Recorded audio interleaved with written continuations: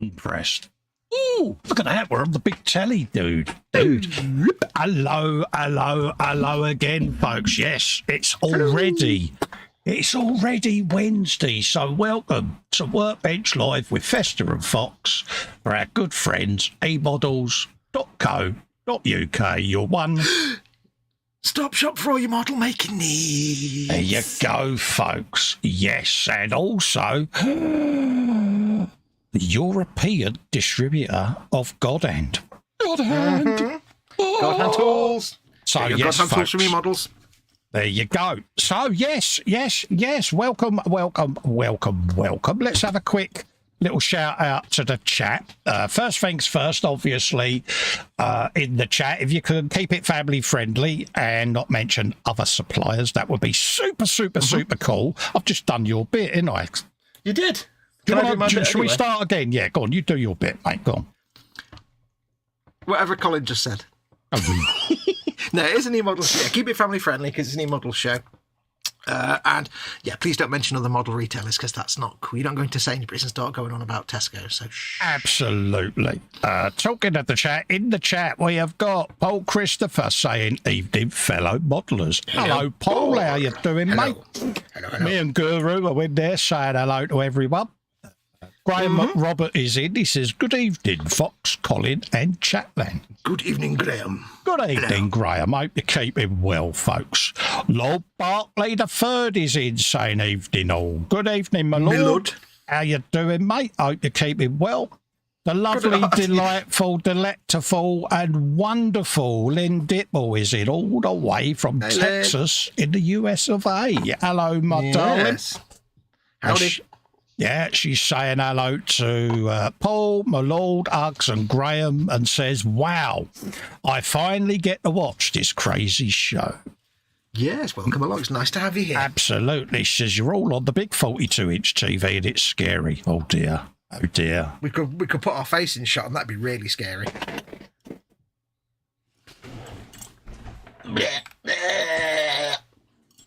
Viewership. There you go. That's frightened us. She's like, "Oh, my telly broke." Lynn says, "Okay, I'll mention other suppliers." Oh, naughty step. I'll get Sweetie to peck your toes. Jacqueline is in. Jacqueline Crochet Art. Good evening, gents. Good evening, Jackie. How you doing, darling? Hello. Jeff Light is here. A very good evening. Cole Fox and everybody in chat. Hello, Jeff. Love to you and Maggie. How you doing, mate? Nice to see you in.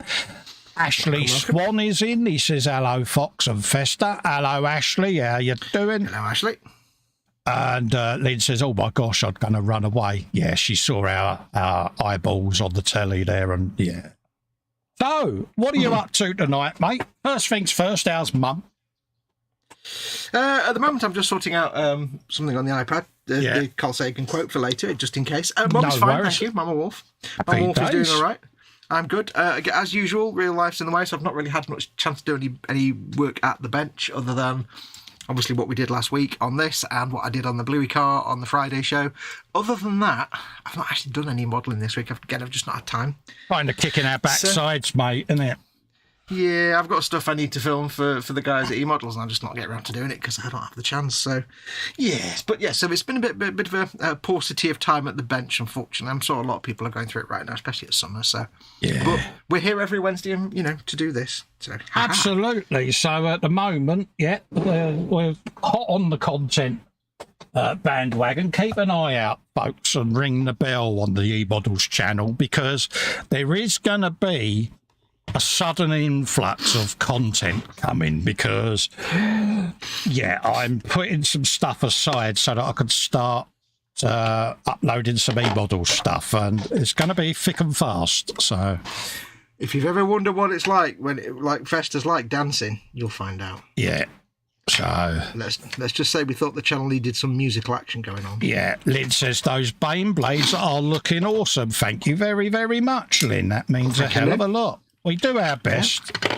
Yeah, there's lots and lots to do on them yet, but they're getting there. Yeah, and those in the UK, whenever you go to eModels, keep an eye out, have a look under the counter, because these will make an appearance in the display cabinet of model goodness, so you will get to see them.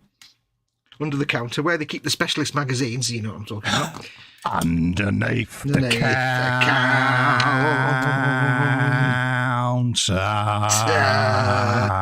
There you go. Sorry about that, folks. They don't sell specialist magazines like you're thinking about. So these will appear with all of our other stuff. Sorry, mate. Go on. I was going to say, have you got anything done this week? I've gloss coated my Volkswagen bus, as you know. Ooh, yes. I built a Warhammer. That's primed. I've got my little truck that I started on the Frolic. That's primed. Mm-hmm. So I've been doing a lot of painty. I'm in the spray booth tomorrow, top coating the little truck ready for the Friday stream. Mm-hmm. I'll Zenithal the Goliath, get that done. Zenithal. And then I'll be able then to start finishing up Ringo. So, yeah, and then I shall do a couple of builds for eModels, and yeah. Now, I know what it means. But explain a zenithal for anybody that might not know what that is. Basically, you paint the model in black and then spraying top down. You can either use Xandri dust, buff, or grey or white, just to put a light effect on, but the black stays in all the recesses. And then when you go over it with contrast paints, you get undulations and different shades of colour showing through the paint. Undulations? Yeah, a bit like when you do a candy apple paint effect with a silver underneath. It's a bit like instant post shading. Yeah, it's like adding all your highlights and shadows, isn't it, before you put the paint on? Pretty much. Cool. So, that's what I'll be doing, mate. I did try that once, and all I did was it looked really nice, but I just painted over it and it all disappeared. So I obviously I was doing full thick coats of paint, which wasn't quite correct. No. Best way of describing it is glazes, dear. Yes, I got carried away with the airbrush. Instead of doing lighty mist coats to build up the height, I just sprayed it completely opaque, and I'm like, well, that was a waste of my time. Yeah, it's just treating it as a glaze. Athol McNichol is in saying hello. Evening, folks, he says. I'm nursing a torn ligament after falling off my e-bike while out this afternoon. Well, there you go. Ouch. Yeah. That was a bad thing to do. Yeah. I've glued me heavy stub of ammo can lid back on. Oh, good man. Because it snapped off. And this week, the one thing I did have to do at the bench this week, I broke my man's little hand sword arm off. I meant to tell you. I forgot to mention this last week. Originally I had a pointy finger, but I snapped the end of it off. So instead what I did was I took the other guy that comes with this set, chopped his sword hand off and stuck it on him. So now he's got a wavy sword. You did kit bashing, didn't you? I did a little bit of kit. I think I've still got the original. Where is he? That's where it came from. That poor chap there. Because they're the same size, of course, same scale, I could just cut off this part of the hand here and it fits perfectly on his arm. Yeah, so looks mint, mate. Yeah. So the other guy is a bit armless now, but, See what he did there. Here a week, try the fish. Right, so I'll put that over there in the safe area. There is no safe area. So what are you doing? What are you doing currently? What's your plan of attack? Going over redoing my Aquillas. Because where I've been handling in it with my clumsy great thumbs, I've been rubbing paint off. So I'm just going round and touching up all the areas that's happened to, because during the week I want to satin varnish everything. Oh, jolly good. So that I can start then doing me streaking and detail painting and all my highlights and that. So... highlights. This is the stage we're at, where we're physically having to keep picking up and putting down the model. Yeah. Where it hasn't got a varnish on at the moment, you can rub the paint off, so kind of need to get a varnish coat on it now. Yeah. I mean, that's the thing people often don't realise about any acrylic paint. If you're painting with like Tamiya lacquers, you can handle that model all night. When I say lacquers, I mean they're normal paints. They're not what they call acrylics, they're basically alcohol based. You can handle them all day long and it'll take a lot of work to get that paint off. But with water-based acrylics, you handle that model, that paint will come off on the edges. Some brands more susceptible to it than others. It's Citadel aren't too bad, but you know there are other brands which just come off by thinking about them. Well, sometimes, like say, the sweat on your hands is enough because you know it's water at the end of the day. Yes.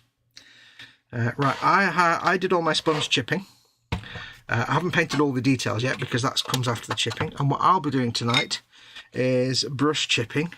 The first thing I need to do is go in with the colours that I did my chips, the light sand colour and the light grey colour for all the sponge chips. I need to go back in with those colours again and start joining some of those little chips together to make bigger chips and doing scratches and scrapes and stuff, just to give it a bit more detail. I want some slightly bigger ones. And for that, I will be using my Godhand Brushwork Short Grip Brush Fine Point. Oh, you're good. Not used it yet. Segue, dude. Yeah. Super fine point. Where did you get them brushes, mate? They were from eModels.co.uk, your one-stop shop for all your model making needs and official retailer of God-Hand products. They now stock the entire God-Hand range. Go and buy them all. See what way I did that? I did. I am impressed. Now I'm using this one because it's the only actual fine point one I've got in my set, in my collection. But they are kind of interesting because they're short. They've got a short barrel or grip, so they're designed. Ideally, if you've got like a magnifier in front of you and you're trying to paint a little thing, the brush gets in the way of the lens all the time. Yeah. Or like us, if you're filming or you've got a webcam, you bang the camera with your brush all the time. These have got little tiny grips, and also they're kind of, you can steady it on your hand like that. Not older grips, but the tiny ones, the special super secret tiny ones. Look at that! Look at that! The size of that! It's absolutely microscopical. You could paint molecules with that. If you could find a hair on my head, you'd be able to paint that. Yeah. Well, I think some things just not going to happen. Now, don't be cruel. don't be cruel and hurtful now, dear. Cruel and hurtful. I don't mean hurtful. Absolutely. Little bits of me are sobbing inside now. Fight through the tears. Yeah, I can go through the tears. I can go through the tears, folks. Yes. Right, now I've got to remember which colours I used when I did this. Absolutely. Absolutely. So I forgot to make a note, didn't I? I think it was the Shabty Bone, but it might have been Screaming Skull. I'm not sure. Oh, what's that? The colours I actually used for the sponge chipping. I can't remember what they were. You know, when I said to you, did you want to make a note of that on a post-it note? And you went, no, I'll remember. Yeah, about that. I think Administratum Grey was the grey. I think it was a Shabty Bone. I think. Or was it Screaming? I've been Screaming Skull. We'll find out when I try mixing them in. Brushing them on. Yeah. I'll try on something small. Yeah, but it'll give it a bit of difference anyway, innit? Because, you know, it might have aged differently to the other paint. Exactly, true. But once I've done these for the greys and the sands, then I can go in with the rust colours that's going to be inside all the middle of all the chips. Yeah. But this is just to add some more chips here and there and to join some of them together so they look like slightly bigger chips or edges and stuff. And obviously mine has the Lynn Dipple approved piece of raggy. Oh, yes. It is the requirement that was added, so it was added. Right. Absolutely. Brush. I love this little brush. It's great. Yeah, you were saying that it enabled you to improve, didn't it? Because it is such a good brush. So, yeah, there you go. Yeah. Well, I've not used this specific one, but the other ones I used last week, yeah, they were awesome. They were amazing. That the Filbert was beautiful. It just got the paint on so smooth. Yeah. Right, let's see if this is indeed the right colour. Don't forget, folks, as well, belly, bench and beverage. What's on the bench, what is in your bellies, and what is your chosen beverage for the evening? What's on the bench, what's in your belly, and what's your beverage of choice?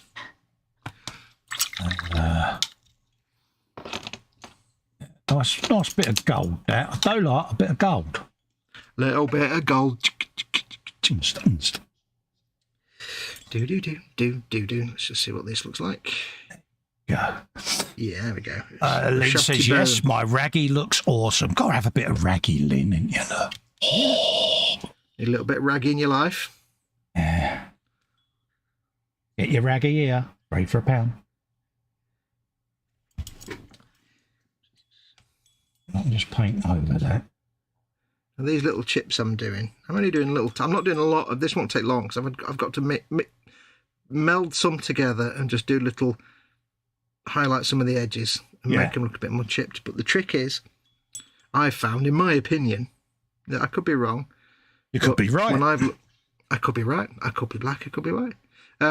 When I've looked at real chips and things on vehicles, you rarely ever see a paint chip bigger than your hand, a fist, or something like that. They're usually very small. When you get a big one, it's because little chips have all sort of merged together and made a big flake. So I like to make sure that when I do my chips, they're very rarely bigger than a hand on a mini to that scale would be.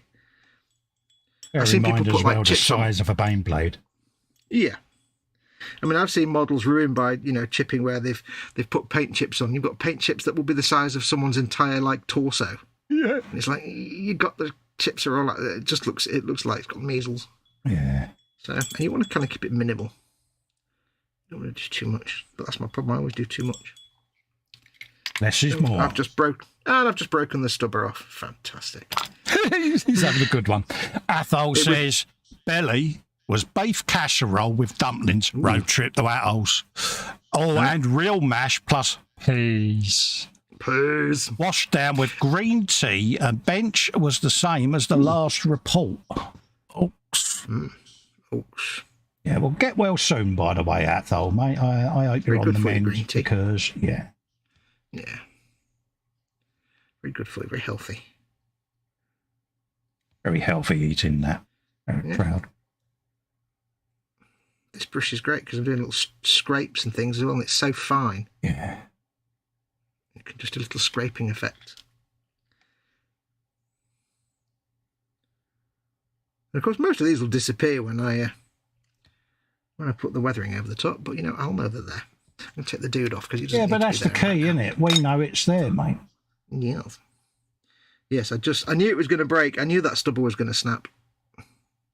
Yeah, you was uncertain at the time, wasn't it, when you first put it on? Yeah, because it's right at a point. It's right at a place where you have to keep working around it, and I knew it was going to snap off. It was already a bit wobbly. It's got a very thin connection point, so I have to super glue it back on. Lynn says belly, PB and J Sarnie, barbecue Pringles, drink cherry Dr Pepper. Bench, she's still working on her 72nd elephant and leopard for the group build. Nice work as well, Lynn. Yeah. Ashley Swan says belly, homemade burger and chips. Road trip. Bench, Sisters of Battle cathedral tank thingy. Oh, that sounds interesting. Sisters of Battle. That's the Warhammer Space Nuns. Oh right, yeah. There's no female Space Marines, but there are the Sisters of Battle who are just not augmented. They're just regular women. Yeah, but they're zealously.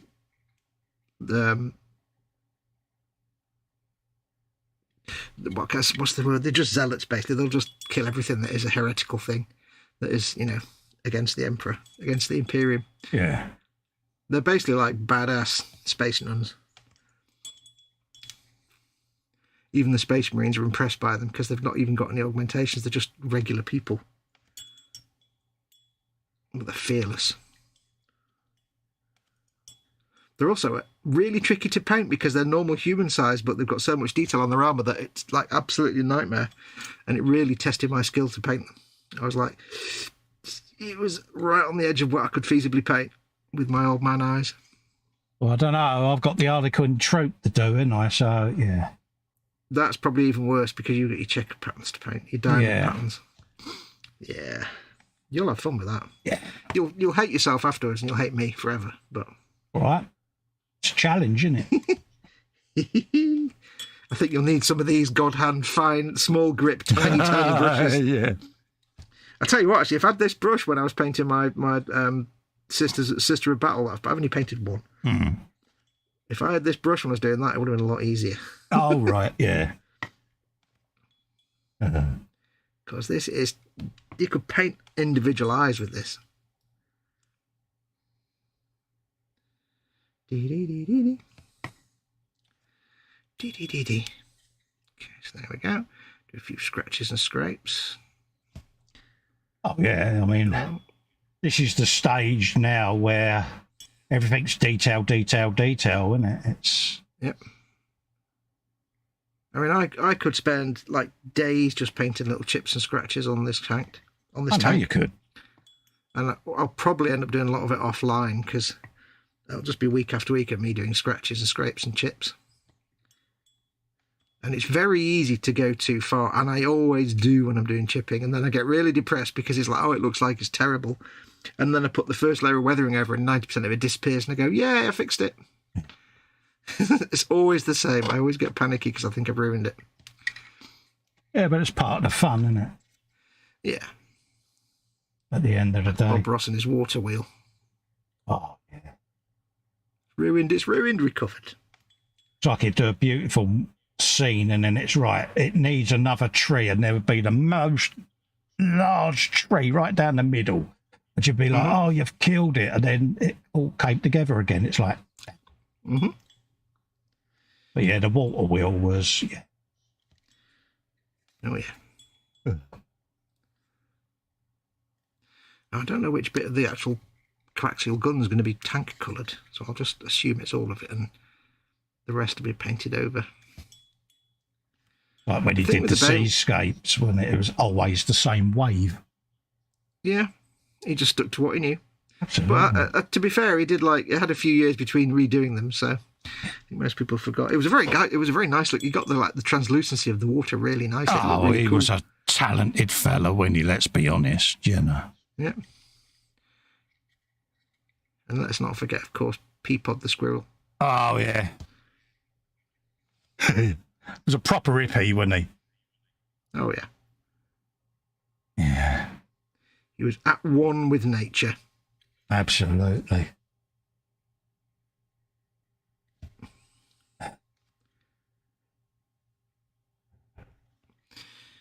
Yeah, it's weird. It's like I could spend like a day just doing this on, say, something like a Lehman Rust, but the Baneblade, it can take you a week. Yeah. Just because there's so much to do. So much surface area and chipping. That's the thing. I mean, I've only done me sponge at the moment on there, but all the little dots and different colours I should just do off air, because otherwise, you know, you'll have 6 months of chipping and it's... Yeah. I think of the viewers. Well, I mean, it doesn't really matter, because I suppose people aren't really watching what we're doing as much as what we're talking about and talking nonsense. But yeah, they might want to get us off the Baneblades eventually and onto something else. Exactly. Don't want to overdo it, do we? I mean, no. You know. So anyway, folks, how is everyone in Chatland? I hope you're all doing well. It's very warm here. I'm knocking the camera constantly. I hope you're all having a good day today. The weekend is coming up. There's only 26 days till Starfield comes out. Not that you're counting. Preloads on Xbox start tomorrow. Oh, really? If you pre-ordered it, you can download it onto your Xbox from tomorrow. Oh, well, there you go. Yeah. And how many times, even though I know it's not even installed yet, I still occasionally click on the thing and it says, you're too early, come back again. Oh, are you a bit like me when I know the postman's coming? Yeah. But on Xbox, it's like you've got the little thumbnail on the desktop, so you click on it. Yeah. On the dashboard, click on it, and it says, "Yeah, you can't load it yet." Oh, have they done their new dashboard upgrade yet? Yeah, I've not had it yet, but it is out there. It's rolling out to everybody. Yeah. It's not gone down very well. Oh, ain't it? No, because right now you can have a whole mess of your own little custom tabs. Yeah. Do you know you've got like different tabs for like this game and that company? I've got like some for different Bethesda genres and things like that. Yeah. Yeah, I've got all my Far Cry games in one tab. Well, they've broken that down now, so you can have only 2 custom tabs. Why? And the rest are all advertising Game Pass stuff. For crying out loud. Yeah, and it's like, well, overkill. I mean, I don't mind having, tabs for Game Pass and stuff, because it's fine. They're advertising their service. And it's nice to see what other games are available, but limiting you to 2 custom tabs, that's a bit rubbish. Well, yeah, because a lot of us have broke our games down into genres, haven't we? Yeah. Even though I'm very early stage, I've still gone through them and broke it down to make it easier to access and find stuff. Yeah, I mean, I don't mind having all the pre-made tabs you can't get rid of, but I'd like to have infinite. Yeah. It's like I don't need a tab for movies or TV programs, but there'll be one on there. Yeah, it's almost like they've gone the Apple route where you can't have too much customization. It's like, But people want to make their dashboard unique, don't they? They want to make it more meaningful. So, yeah, it's a bit of a... people actually Well, the only thing people actually specifically asked for was more space to see your background cover art, which they did. Yeah. Which is great. But then the first thing you see under under your first row of tabs is, recent games. And you think, it's just the recent games I've played. No, it's the recent most popular games on Game Pass that other people are playing. Oh, well, I don't care what other people are playing. Ah, well. Yeah.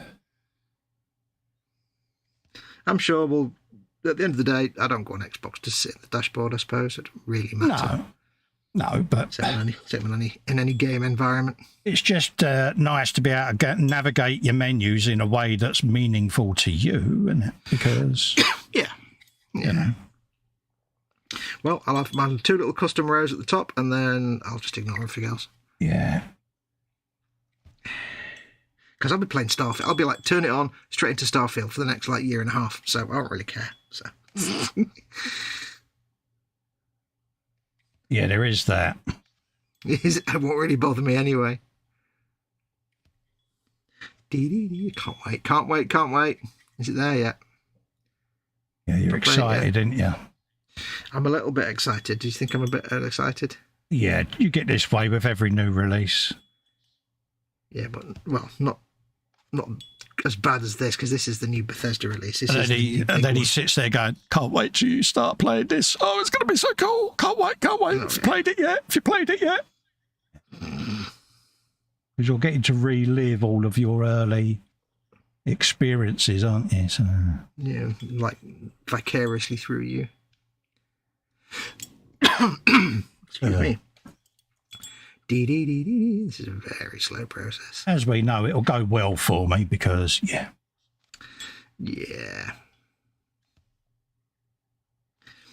I think you should really start with something like Portal, which is... Which is, it's one of those games where you can spend a longer time just getting used to literally walking. Do what I didn't do last time, which is, make sure I got my headphones on. Yeah. Because that way... It's like puzzle solving, but you've got the freedom then to just get used to how to walk, how to look, and how to use buttons. Then you can get into the complex games with menus and like RPG elements and excuse me.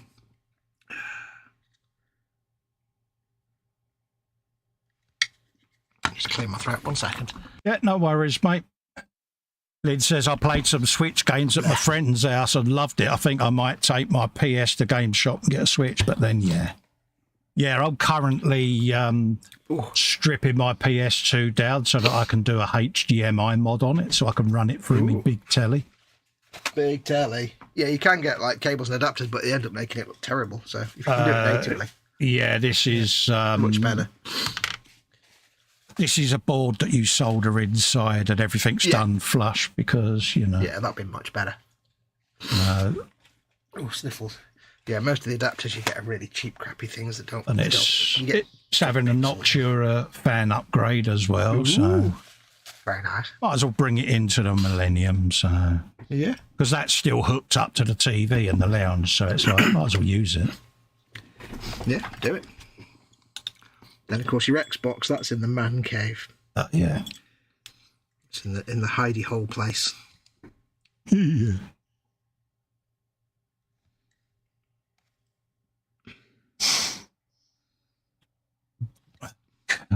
Golly. Athol says Diablo 3 on Switch is good and can last years going through the various severity. Yeah. Yeah, it's basically Dungeons and Dragons, but in a video game form. Oh, right, yeah. It's not my cup of tea, but it's very impressive. This is the thing, though, isn't it, with consoles and that, is pretty much everyone's tastes are catered for, so... Yeah. Oh, yeah, there's something for everybody out there. Pretty much. And of course, for me, it's an eye-opener on how advanced things have become.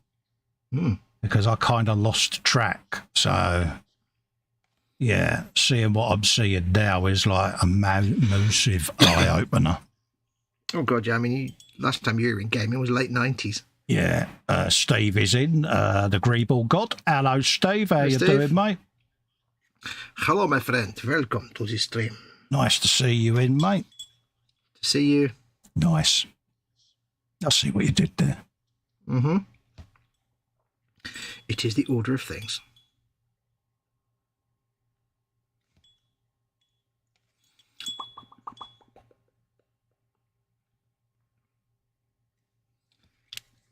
I can see I'm going to be coughing all the way through tonight's stream. I've got a real tickle in my throat. Oh, bless you.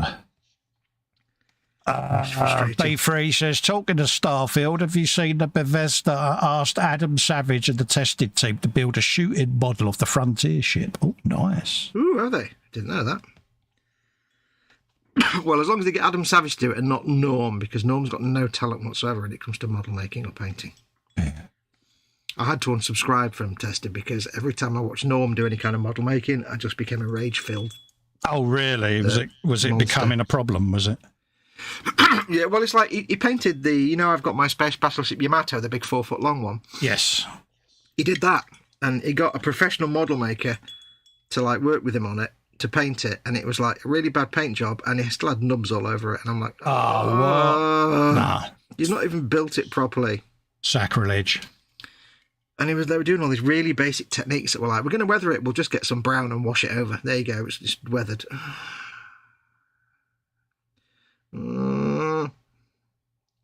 So, yes. Yeah, but not everyone's a guru like you, Fox. So come on, we all build at different levels, dear. Oh, I know that, but it's just more just, he had a professional with him and she wasn't doing very well, but it's like, it's covered in nubs. But the thing is, he's been shown how to do all these things over the years. He still hasn't changed. Yes, it frustrates me. Ooh. Rattling. Yeah, let's take them out of there. Don't be rattling, do we? Get your bit secured. Don't want to upset you, dear, with my rattling. Oh, don't bother me. I just wondered what it was. There you go. All gone. Yeah, Lid's saying, cool. Yeah, certainly is. I'm looking forward to actually building some ships in Starfield. It's going to be quite interesting. Oh, you get to do all of that, do you? Oh, there's tons. I mean, you get to build your own ships. You can build your own settlements and manage those. You fly around in space. You can be a pirate. You can be a trader. You can board other ships. There's also the whole RPG on land. It's like, oh, can't wait. If you like, because I love that Bethesda style game, you see, so for me it's an instant sell.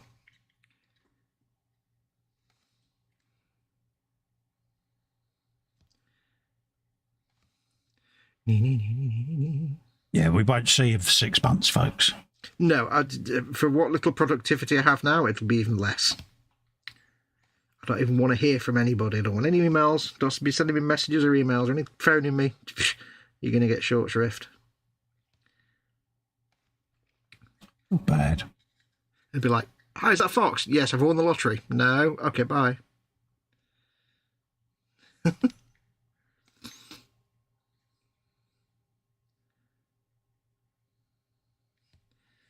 it's almost 10 years since the last Bethesda game came out. Yeah, you were saying, single player game. So it's a big event for gamers that like that stuff. Cannot wait. Is that who they was trying to buy, Bethesda? No, they actually own Bethesda already. Bethesda Game Studios is part of ZeniMax. Right. They already own, but they've been trying to buy Activision. That was it. I knew it was one, yeah, because it's been referred, hasn't it? Activision King Blizzard. It's basically approved everywhere. It's that Call of Duty stuff, isn't it? Yeah, and loads of other stuff as well. But it's been approved everywhere except in the UK, but the CMA are looking at it again, basically. Yeah. I don't think they really have a choice because at the end of the day, if it keeps the franchise going, I don't see what the problem is.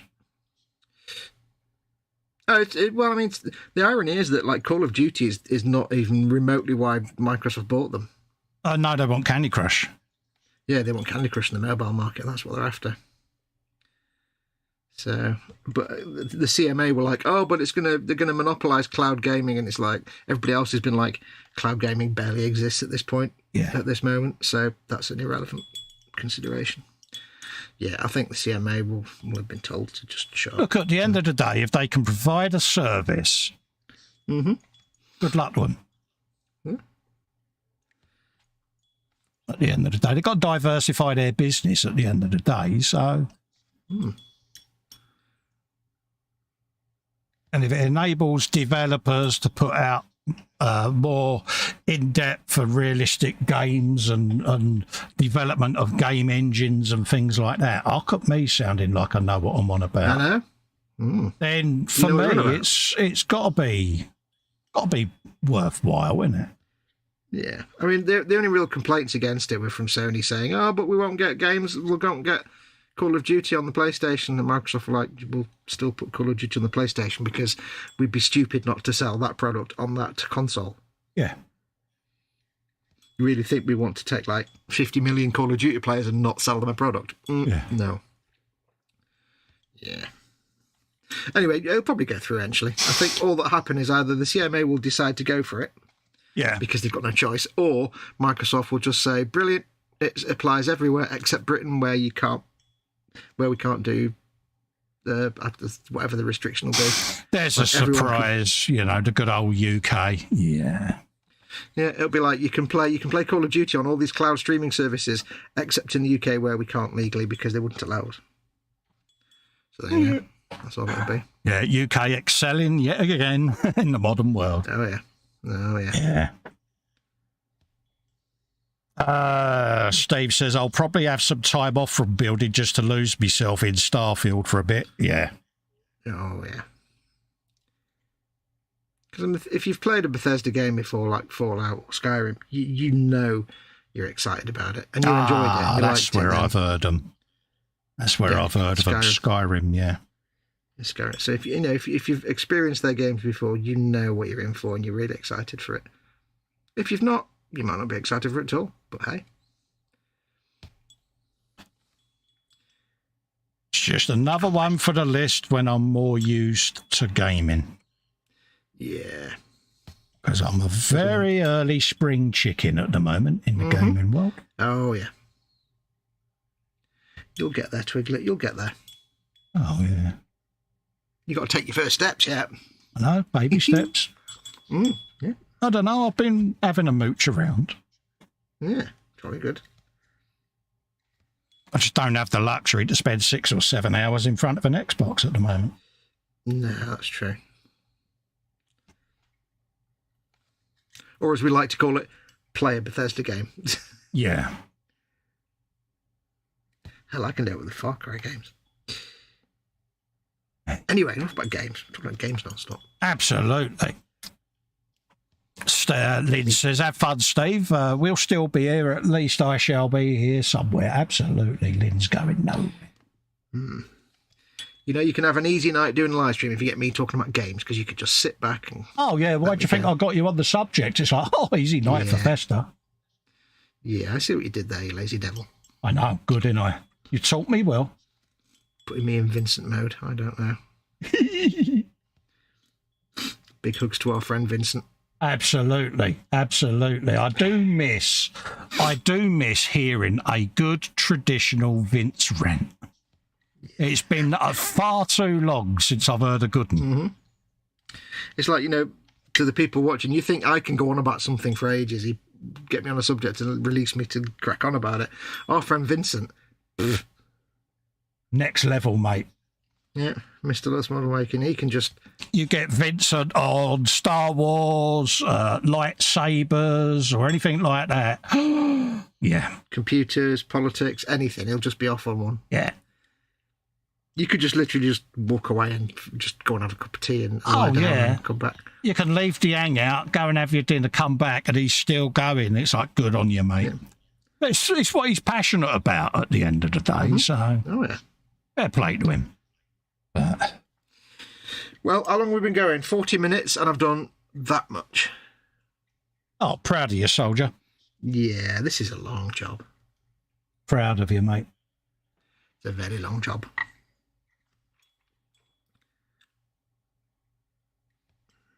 Now, some people, you don't have to go to this ridiculous level of detailing when you're doing the weathering and stuff. Some people just do the sponge chipping and leave it and that, and there's nothing wrong with that at all. One little blast of sponge chipping with a highlight colour, and that looks really cool. Put your other weathering on, that's no problem whatsoever. I just like to go a bit further. It's personal preference at the end of the day, isn't it? Yeah, get even more detailed, and then, add later on the rusty bits as well, or the colour chips. You're made of rusty bits. Rusty bits. Wasn't it like a stunt driver that did motorbikes or something? Hollywood actress, wasn't it? Yeah, steady now. Don't talk about Hollywood actresses in bits. That's probably a bad move. Yeah. Family friendly. I know. Yeah, so you don't have to go quite as in depth as I'm here, or as Colin's done with his chipping, but you can do. I barely started my chipping. Yeah. Because I know it's going to be such a long job, I should do it off air.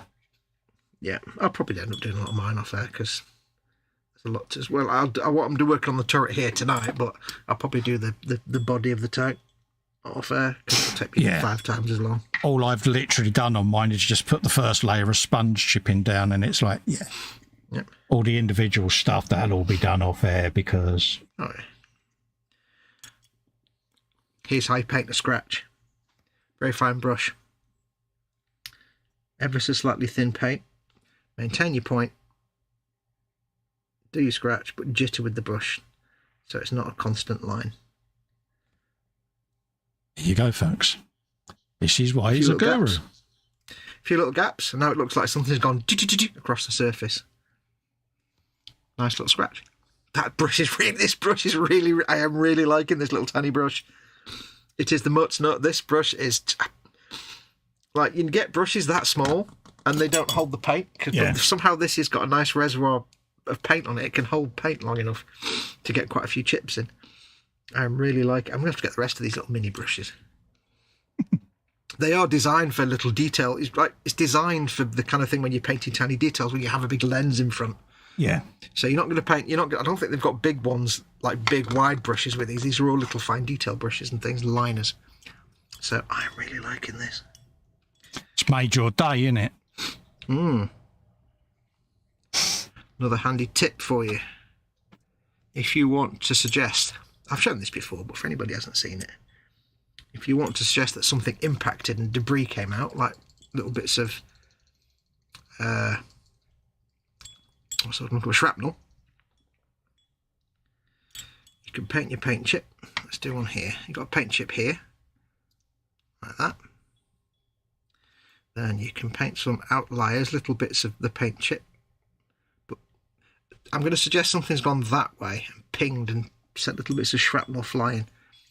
So I'll do little blobs that go in that general direction, like that. So it's kind of facing that way. I don't even know if you can see this on camera, and then what I'll do is I will do some little spiderwebby lines that radiate out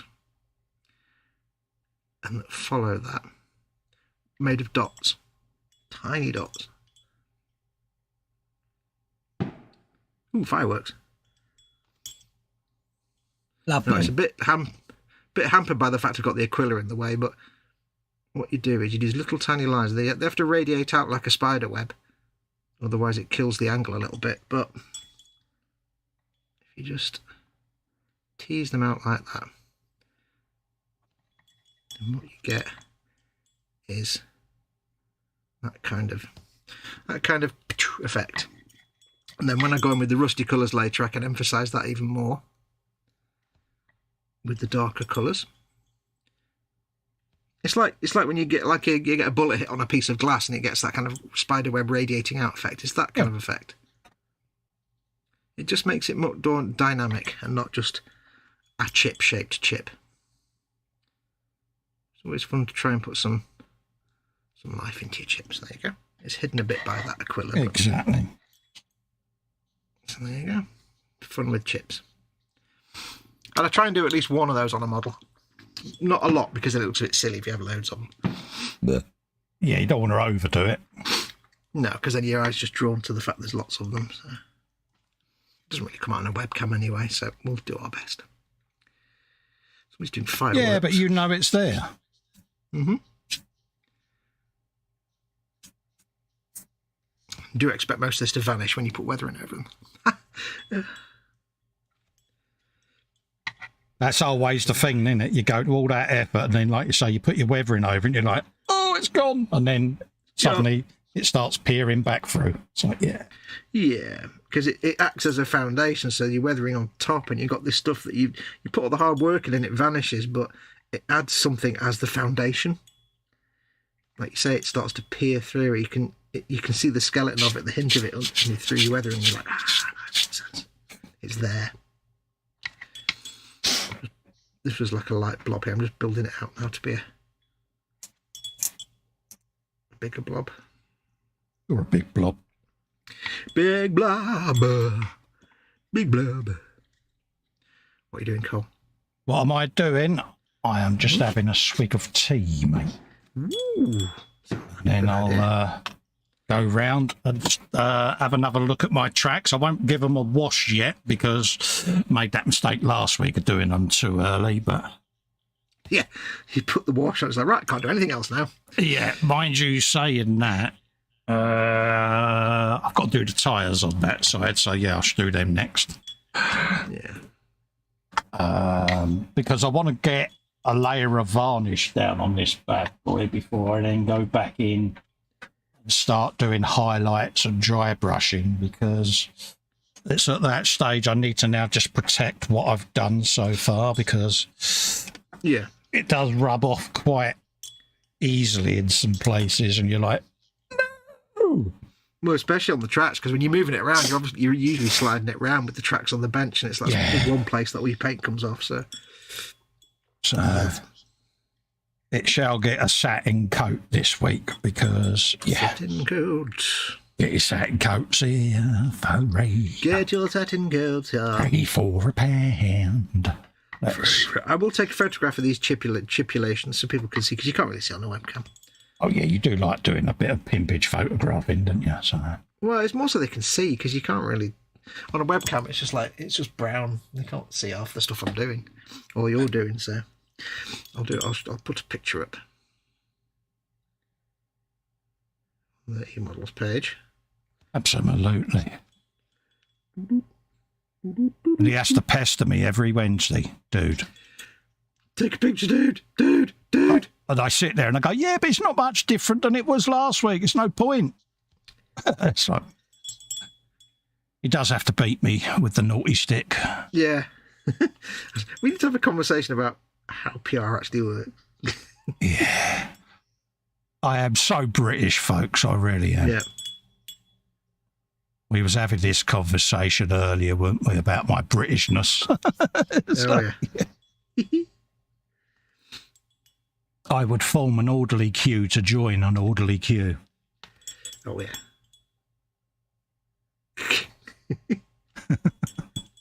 Drives Ellen nuts.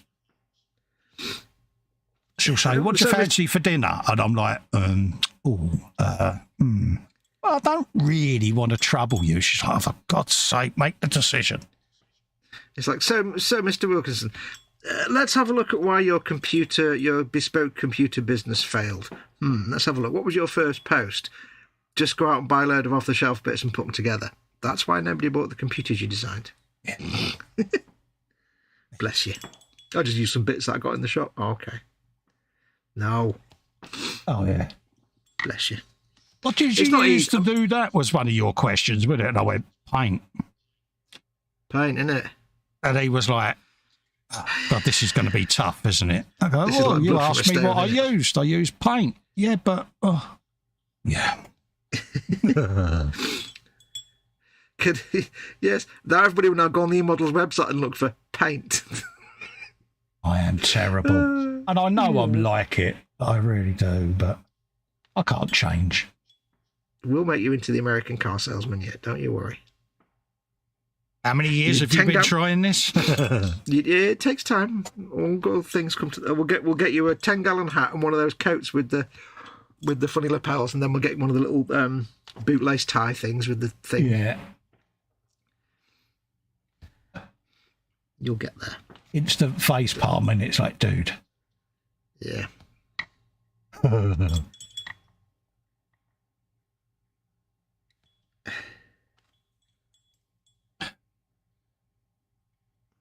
I think deep down, though, we're all a bit like that, aren't we? So, yeah. You know, it is. I mean, with our own stuff, we are a bit, because it's like, you know, we're all the same. We're British, and we don't like to show off. Well, I always worry that if I promote myself too much, people will think I'm arrogant. And I sit back and just... It's like when I put a video up. He messaged me a few weeks ago. Oh, about 4 o'clock in the morning. So you got a new video up? I went, yeah. He said, what groups did you pimp that in then, mate? I said, none of them. He said, I know you didn't. He said, because I didn't know until I clicked on your channel. I said, but you clicked on my channel, didn't you, and found it? But no, he said, how are other people going to find it? I said, they'll find it. I said, that's great for all the people that already follow you and subscribe to you. Yeah. Yes. And he was like, oh, right, lesson number 1, Carl. So, damn it. I actually thought I'd done really well, but no. Yeah. I said, but I put the video up. He said, that ain't the point. No one knows it's there. They'll find it. It's like, imagine a Who concert, right? Just randomly picking a back. Imagine a Who concert where they did no advertising at all. Yeah. There'd be nobody there. They'd be playing to an empty crowd. Yeah. Empty auditorium. Empty football stadium. Yeah. You get there. Oh, excuse me. Got sniffles again. Hang on. Need to blow my nose. 1 sec. I mean, Lynn's known me many, many years, and you know, she knows I'm that immovable object. I do resist change. I'm terrible. Steve says, did you ever play an early access game called Spaceborne 2 Fox? If it's not on Xbox, I've not played it. It says, janky as heck, but an enjoyable game nonetheless. It's still a few weeks out it comes, Lynn. Oh, yeah. No, I don't game on PC, so... Oh, crud. Dropping things. I don't game on PC, so... No such... I do have Steam and stuff. Is that a conscious decision, or just a personal preference? I spend all day on the computer doing work, so the last thing I want to do is sit at the same computer playing games as well. It's more the Xbox is my time away from the computer. Right. Whether I'm filming or, you know, in the when I was doing my comic strip I was drawing, or if I was doing work stuff I used to be a detailer and did a lot of the social media stuff.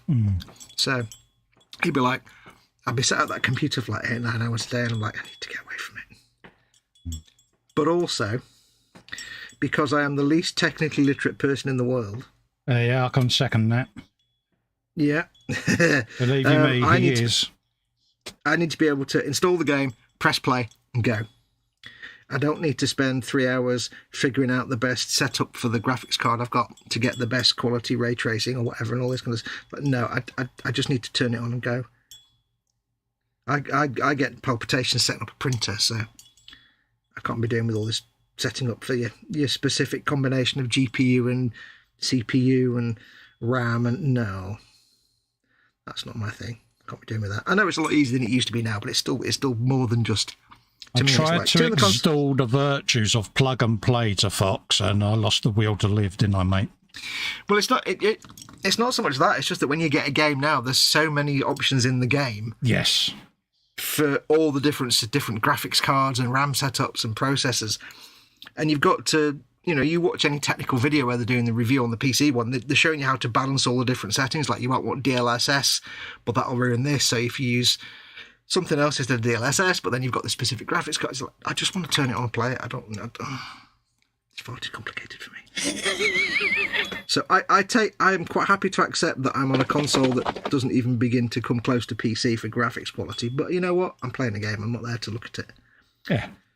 I'm not playing a ray tracing. I'm playing a video game. If it looks good enough, it's good enough. I'm just too stupid when it comes to computers. Yeah, but it's one of them, and it's like I say with the Xbox, you just switch it on and it's there, isn't it? So. Mm-hmm. Yeah, gaming to me is just my way out of real life. It's my little escape, and I don't need to be stressing which I must admit, I have found refreshing because a lot of my stuff was getting done on PC, especially recent gaming through Steam. So for me, just to switch on the Xbox, click the icon, and the game's there. It's quite a refreshing thing. So I can get that. It's just my way of getting away from the stresses and strains of daily life, and I don't need to spending an hour fiddling around with it to get to the point where I can then relax with it. It's like, no, I just need to... fettling and finagling. Yeah, but like I said, when I've been sat at the computer all day, I don't want to continue sitting at the computer. That's the main point, is it's just getting away from the computer. Excuse me. Steve says, I forgot you were a console jockey, Fox. Yes. And I'm quite happy with that. Yes, I know I don't have all the, my graphical... Still, the graphical options we will have are still really good. I don't think they're that bad. I mean, blimey. I mean, I play Cyberpunk and it's not got full-on ray tracing mode enabled because it can't do it on the console. If I had a PC, I could have full fat ray tracing and it would look incredible. But you know what? I'm quite happy with it as it is. I'm happy to have... You can still get the same experience, can't you? You still play the game. Yeah, it's still the same game. It still looks good. So, yeah, it's just I know, I'm far too nonsense. I've never met that ray tracing bloke, but, Apparently he's quite good looking. Yeah. But very demanding. Oh, a bit needy. Oh, dear. Yeah, he's high maintenance. Oh, dear, we don't need needy, do we? No, we do not need needy. There's too many needies. Absolutely. As well we know.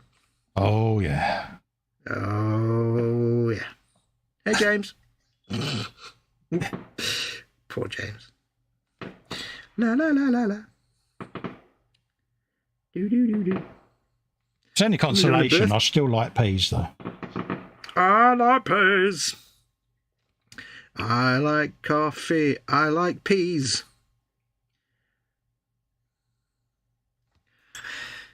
Still working on this turret. I am doing tyres at the moment. You getting tired? I see what I did there. Bearing in mind there's going to be pigments and everything going under here, so it is rather pointless, but dare I say it, the bits where tyre may be visible, you'd be gutted if you hadn't actually painted the tyre colour, so... Well, that's like we were saying before. That's what I was saying before. A lot of it might disappear, but the bits that show through will reinforce that there's a rubber tyre under there. Yeah. Big dog outside barking. Woo, woo, woo, woo. Absolutely. Lyd says, my 2012 MacBook crashed and burned. Need to take her to the store to get the hard drive downloaded onto a flash drive.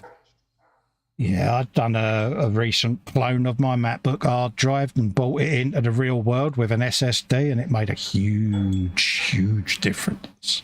Mind you, it was a 2011 computer, so... And I do like my MacBook. Oh, yeah. I mean, the other reason I don't do PC gaming is because I've not got the rig for PC gaming. I've still got basically HDDs in there. I've got two SSDs, which is... One is just for the operating system, for, my C drive. And the other one is a little tiny storage one that I don't use, but the rest of it's all hard drives and, all that nonsense. Oh, the nonsense. Yeah, I've got some external hard drives and stuff for storage and backups, and it's amazing going between stuff, if doing a backup to a hard drive, an external hard drive, and then doing a second backup of the same thing to like one of the SSDs. It's like the hard drive's like, give me a week. Yeah. And the SSD's like, what? I've done it. What else do you want? Yeah. Okay. Can hear it in the background going, bored now. What do you want me to do next? Yeah. And the other one's like Windows 95 with the little fluttery folder going. Oh, yeah. Because like when I do a backup to, because I've got, like I say, SSDs and HDs, so when I do a backup to a hard drive, my routine is basically get the hard drive off the shelf, dust it off. It's just used for backups. Get the hard drive off the shelf, plug it in, then wait for half an hour for Windows to go, oh, you plugged something in, sorry. Here it is. Sometimes it takes a while. And then I turn then I start the process. And then I turn the Xbox on. And that's then I just do that for 4 hours and then come back and it was finished. Job done. Right, turn the Xbox off now. Doing backups, or bonus Xbox time as we like to call it. Yeah. It's one of the first things I bought was an external HDD for the Xbox. Mm-hmm. Just handy, isn't it? Like you say, you can just pull stuff off your main drive and just have it sat there for when you need it. Yeah. I mean, I was a sucker. I went for the proprietary memory thing. Yeah, I just thought that was a bit expensive for the moment. Especially for a noob like me, you know. It may be something I'll get at some point. Oh, yeah, no. I mean, by the time you get one, it'll be a lot cheaper anyway. It's just at the time. Yeah. But for the moment, I can just have games on there that I'm ready to play so that I can learn the process. Yeah, transfer them across. Yeah, and then I can, as I get more experienced and more familiar with it, I can then bring the other ones over. So, yeah, works for me. Absolutely. Yeah, I mean, when they first came out, because they were basically the fastest NVMe SSDs. They were faster than any other like external NVMe SSD. I think that and the PS5 ones were both like beyond normal spec, so they were stupidly expensive.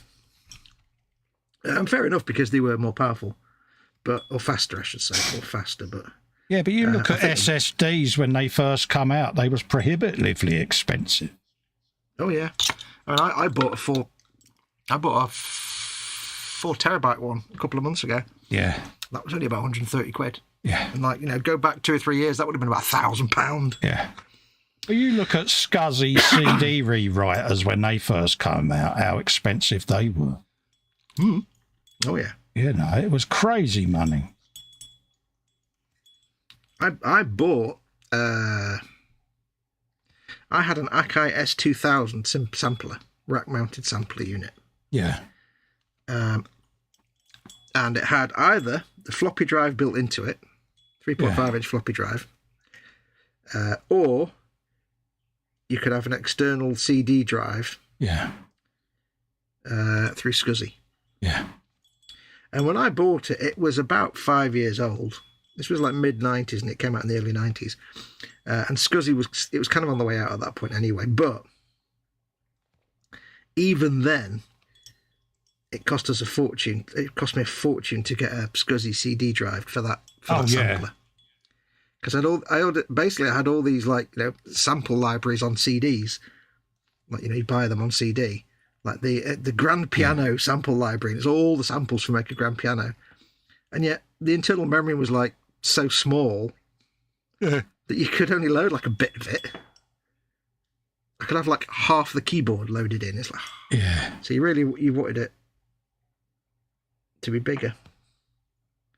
And then getting the RAM expansion for it, that was expensive. It was one of the 90s. Good God. Oh, yeah. Getting, I can't remember how many it was now. I can't remember what the memory size was, the RAM. The memory, that was expensive. Oh, it was crazy back then. It's like graphics cards, when you first started buying graphics cards for your motherboards, it was crazy money. I bought a digital 8-track recorder, like a 8-track multi-track recorder, to record music onto, not like an 8-track like you plug the cartridge and get 70s pop. Yeah, like a studio recording device with audio tracks. Yeah, I know what an 8-track is. Yeah, just for anybody that's listening. And that cost me 1,500 quid in the early 90s. Oh wow! Yeah. And I think that was 250 meg.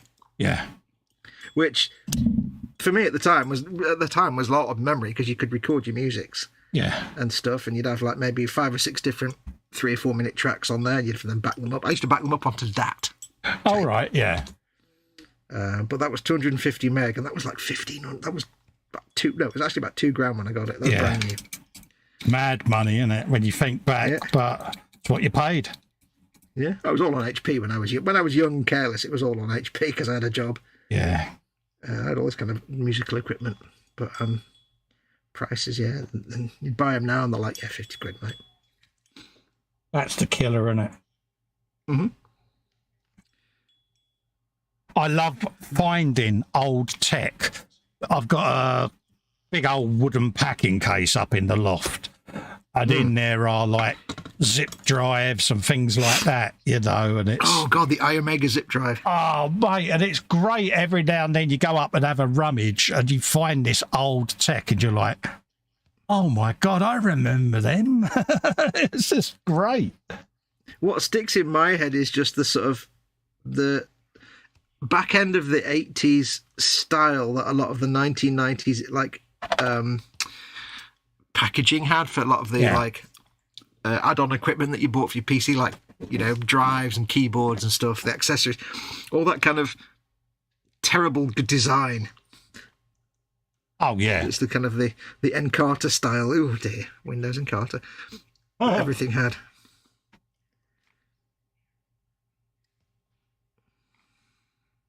Yeah, Microsoft Encarta.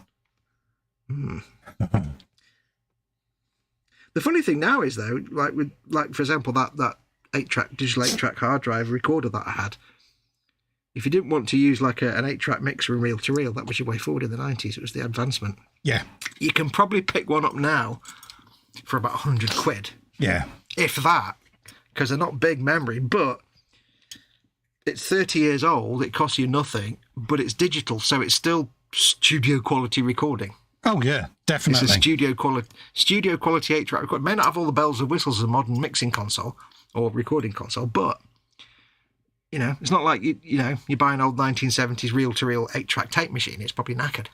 This is digital, so if I was to get back into music now, the first thing I'd do is hunt down one of those. Oh yeah, you'd want D8. the proper retro stuff, wouldn't you? I'd want what I had before. What was it? I forgot what it was. I think it was. I always thought it was either Tascam or TIAC, but I can't remember now. And I forget what it was actually called. Like a white thing. Are they the things you regret selling the most? I do sometimes, but I mean the thing is a bit like the comic strip. The music just dried up. My creativity just dried up. Yeah. I ran out of ideas basically, and. When I got into the modelling, it was like, well, I need to sell all my synthesizers and recording equipment and studio equipment because that's where the workbench is going to go. Right, yeah. So, and I'd run out of ideas for a good few years. But sometimes now, it might be occasionally now I'll get an idea for something. It's like, oh, if I still had all my synths and stuff. But, you know, it's I kind of knew it had gone. It's one of them, innit? Like you say, if your creativity is waning, it's a bit like what we're doing now. We all have it, refer to it as losing your mojo, don't we? But if you're struggling with your creativity on a build, walk away from the build, do something else, go and play a bit of Xbox or something, because if you force it, your creativity is going to be 10 times worse, isn't it? Because you'll hate it. Yeah, it'll be a grudge build or a grudge composition. Absolutely, and it really will show. We've all done it. It was just the ideas. I ran out of ideas for stuff to write, but I think the other problem was that when I first started out in my youth, of course, I was into like Jar and Vangelis and Tangerine Dream and Kraftwerk and stuff, and I was all electronica all the way. But over time, as the ability for like the synthesizers to simulate real life instruments got better, I started trying to do more orchestral stuff, like put strings in there and real instruments, and then it never really worked because they were never that good. Yeah. And then I started trying to write, instead of writing electronica, I was writing real music for an orchestra like type stuff, but I didn't have and it was like and it just dried up. When I tried to get back into writing proper electronica, it just gone. Yeah. So I'm like, I went too far into trying to be realistic. Do you think that was because you are such a perfectionist? Because you are obsessive, aren't you, when it comes to that? It's part of you, isn't it? I mean, a little bit. But I mean, part of it was, I started to get... my musical taste started to get into, like, motion picture soundtracks. Oh, right, yeah. It was the 1989 Batman soundtrack that got me into actual proper movie soundtracks, fully orchestrated stuff. And I thought, I want to start doing that. But then with the equipment at the time, you couldn't really do it. It just sounded like really... I mean, nowadays... Yeah. I've heard music that sounds like a full orchestra, and it's not, but you wouldn't know. And even I wouldn't know unless you told me. Jeff Light sums it up. Your hobby can become a chore. Yeah. It's that old saying, Jeff, never make your hobby your income type of thing, you know. Says the two people that do this as their income, but... yeah. But it was more like my what I listened to changed, and I tried to copy that, but I was trying to copy realistic orchestral sounds on equipment that couldn't do it, and it just kind of stopped working. Yeah. It just became too... I was trying to reach... I was tilting at windmills as it goes. And that kind of put me off a bit. But when I tried to get back to the electronic, it'd been so long since I listened to it, I'd lost the vibe. That's the thing. So, if you're not feeling it, it is going to notice, isn't it? Yeah, I just started doing a lot of very simple, repetitive stuff, and I was like, oh, it's just all sounding the same now. And I kind of faded away from it a little bit. Yeah, I'm sure it'll come back to you when you're ready. Yes, it'd be nice to win the lottery, and then I could have like a workbench for models and some music setup. That'd be nice. Yeah. But that would require a lottery win. That's probably not going to happen anytime soon. Yeah, I could imagine it wouldn't be cheap trying to replace all that equipment, because retro stuff now is so expensive. Oh, I mean, if I was to rebuy every piece of equipment I had, you'd be talking about many tens of thousands of pounds. It's basically a mortgage, isn't it, to get it all back? Yeah. I mean, some of the synthesizers I had a Korg Poly 6 that I bought for 400 quid. Oh, right, yeah. In 1990 it was. Went down to Johnny Roadhouse in Manchester, and there was a second-hand one there. It was about early 80s they came out, so it was 5 or 6 years old, 400 quid, Korg Poly 6, I'll have that, there you go. That was my spending money for the month. Yeah. Buy one of them now, about £7,000. Really? Because it's a vintage analog synthesizer that's just worth a fortune. Well, it's like old valve amps in it for guitars. Yeah. Absolute fortune, because, you know, it's such a beautiful, crisp sound. It's raw, and that's what people want. It's like I'm constantly surprised now that there's people that make now analog synthesizers. Yeah. I think Moog is still around, and you can still buy the brand new Moog synthesizers and stuff, and there's new ones releasing. And I saw this synthesizer, and it was like an old mini Moog. Oh, real right, nice analog twiddler. Not very big, 2 iPads long, and with the keyboard, it was like 2, and it was like absolutely gorgeous, and it was like $15,000. Really? And it's like, yeah. Why? Yeah. So yeah, that kind of stuff now is. But yeah, if you were to replace all my equipment, it would be prohibitively expensive, because it's all old, it's all vintage stuff. Yeah. I had a Moog the Rogue, I had a Micro Moog, I had a Korg Poly 6, I had a Juno 6, DX21, CS1X, Yamahas. And it is all sought after equipment at the end of the day, because it's the sound of it, isn't it? It just is such a unique sound that modern equipment just can't do it. It hasn't got the atmosphere. Would that be the right way of describing it? Yeah, the attraction with the old analog synths is partly the sound, but also just having twiddly knobs and dials instead of a stupid digital interface. I could never get used to digital interface where you've got to go through menus and stuff. It's like, no, I just want to tweak the sound live. Yeah. Bobbins is in saying hello. Hello, Bobs. Hey, Bobbins. You can get a software synthesizer on your computer and stuff, but it's still not the same. It's still simulating. It's not the actual... Yeah, I've got the software, Guitar Rig and Native Instruments Guitar Rig and stuff like that. Don't get me wrong, it gives you all the effects bins and cabinets and that, but it still doesn't sound the same as the real thing. But no. I must admit, for practice or that sort of thing, yes, it's a great idea, but I certainly wouldn't use it if I was a gigging musician. But... No. I had a software, this is going back about 15 years or 20 years, I had a software synthesizer that was supposed to be the dogs, the parts. And it had some really good like Moog sounds, like modular Moog and Moog, mini Moog sounds. Yeah. That you could create. It could create, and I'm like, they're all right, but I've used the Moogs and it's not the same. It's not as warm or bassy, or it's not got that Moog feel to it. Yeah. It's not. It's not got as a throatier sound, or it's a bit like when you drink a premium ale, isn't it? It's got a completely different texture.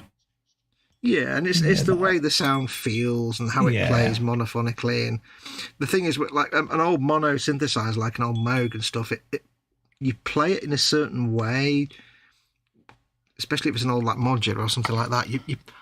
The way you play it is a certain way because you're using a big old clunky wooden keyboard and it's a monophonic synthesizer, and you can let all the notes flow. And when it's all digitalized, it doesn't really work. You can tell.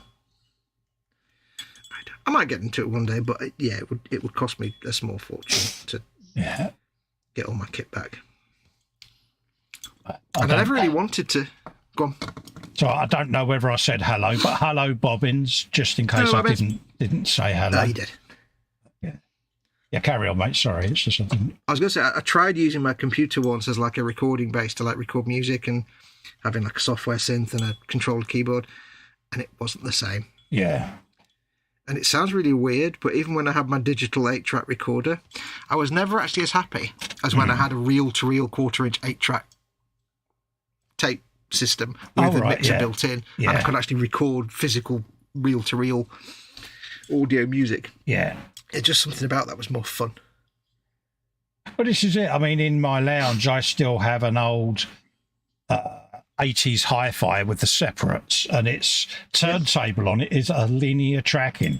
Yes, it's very old tech, but the sound you get on the vinyl is just so raw, and I love it because, you know, the amplifier on it is Valve, you know, and it's just like, that was so nice. You know, and the missus has often said over the years, why don't we get a new stereo? And I'm like, I'm happy with that one.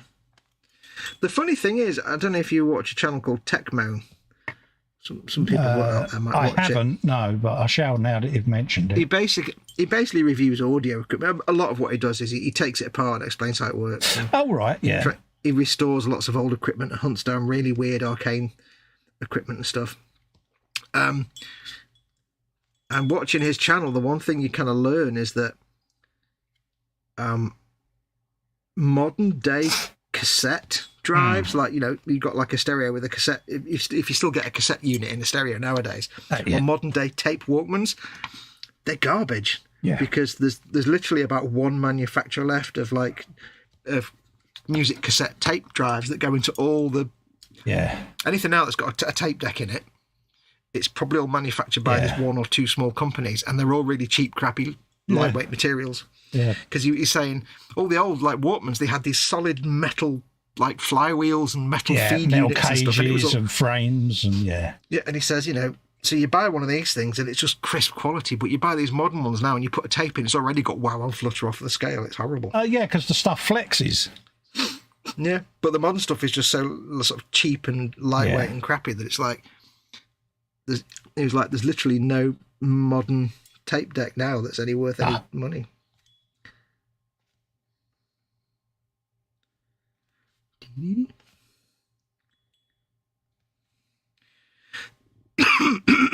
This is the thing, and it's going to be lost, isn't it, on the next generation, because they're not going to see any of that or experience it. I mean, my youngest lad, you know, he loves vinyl. You know, he's got an old vintage stereo setup just like I've got, because he said, you know, it's such a brilliant sound. It really does bring the atmosphere of the music to you. And there's something tangible about like putting a record on the platter, isn't there? And, you know, and it's funny because when vinyl started waning, the last thing I thought I would see is my own boys embracing vinyl, but they have, you know, and it's like, and they've both got turntable setups, and it's like, I suppose it's a bit like my dad. When he was in his 50s in the 1980s, the last thing he thought would be that his son would get into like suit trousers with turn-ups on the bottom, you know, cuffs and collars on the trousers and three buttons. Double-breasted suits, and from the 50s. But, you know, I did. Oh, Cal's already staked his claim to my entire vinyl collection. The thing is, the thing that's worst about it is, though, that when something that you've just, like vinyl, you think, what's a record? Yeah. And they're like, wow, look at this old tech. It's great. And you're like, what do you mean old tech? What? Oh. Yeah. Ain't that old? But yeah. Yeah, but that's what I mean. That's the point. It's like what to you is still valid, and yet to them it's like old world technology that's fascinating. And you're like, that makes me feel really old. No, thanks. Oh, yeah. Thanks for that, you git. I just think it's good that it's still there and people are still passionate. I mean, I think, is it this year or last year, vinyl sales for the first time outdone CD sales. Yeah. And I thought that was a good thing because it just lets you see, it was the next big thing, wasn't it, CD? And how many computers and that now don't come with optical media? Well, the funny thing is that CD basically is irrelevant. Yeah. CD, like the format, is completely irrelevant now because everybody's got MP3 players. Yeah. So there's no reason to have any. I've got a CD drive in my car. My car stereo was in the early 2000s Ford built-in stereo, so it's actually failed on me. Yeah. But that's got a CD in it. That you put CDs in. But nowadays, there's no reason to have a CD anything. Oh, that's right. So, but the thing with vinyl, so there's no reason to go back to a CD player because there's no nostalgia with it. It's just it's digital like MP3. But with a vinyl, that's a whole different thing. There's a different sound. Yeah, and there's a certain tangible thing about it that it's just almost like a culture. A gatefold double album on vinyl was an erotic thing, wasn't it? So I've got the gatefold version, and it would be this whole thing of just opening the album, cleaning the record, putting it on, and mate. So there's more of a culture around that. I mean, there'll never be a retro culture around CDs because nobody cares. It's digital. There's no quality. There's no life to it. No. But with vinyl, and the other thing, of course, is vinyl's always been big with the sampling crowd. The DJs, and the hip hop and sampling people that want to sample loops and things from old records. Yeah, they're going to go for because they love that kind of feel of. You get an old record with some like rhythm and blues on it or something. Oh yeah, and you sample the drum loop off that. It's got a certain crackly warmth to it. You have to take our hat off to that whole movement. Because without them, vinyl would have died a death. Yeah. But they kept it going. They kept it alive with, like you say, the scratching, the resampling, and the way a good DJ can manipulate tracks on a vinyl record to create something new and totally outstanding. I mean, the disturbing thing is you can actually scratch CDs now as well. You can on a turntable. DJs can, but it's like, but it's not the same. It's not too clinical, isn't it? Yeah, I know you can do the slow down with the broken up voice sound. That's one thing, but it's not as cool as you're going and scratching the needle across the record. And you can appreciate a vinyl record just as an object. Yeah, a lot of people buy them not even to listen to them, just to have but you can't really appreciate a CD because it's not the same, is it? No, nobody cares about CDs. Apart from me, because I've got a CD player in my car.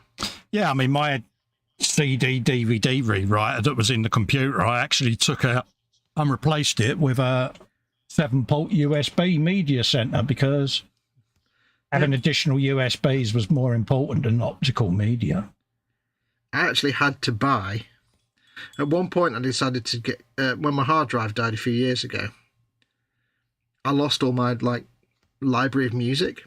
Because there's all MP3s on the computer. I didn't have a backup of it. Spoon. So what I had to do was basically dig out all my CDs and go and just rip them all into my PC again. But I'm like, oh wait, I never had a CD drive put in this PC because I didn't need it. Yeah.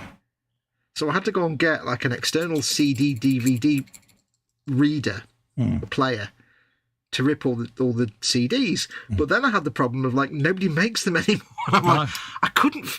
It took me about a week on Amazon to find an external just CD reader. Luckily for me, I kept one from an old laptop and put it in an enclosure that has a USB cable on it. Oh yeah. And that's what I use if ever I need to load anything from a disc, one of my old discs. then I can do it that way through USB. But it's more practical for me to have them at the multiple USB inputs than it is an optical drive. Well, the ironic thing is that I got this CD reader and writer. It might have been a DVD as well. I don't know. But like by that point, they were so like unrequired by most people that this thing was made to look very Victorian, and the font on it was all Victorian. And it was like, wow, they really are so obsolete, CD readers and writers now. Well, you've only got to look at the prices on eBay for them. Yeah. Pence, aren't they? You know. Yeah, I mean, I used it to rip about 5 CDs, and then after that, it's never been used. No.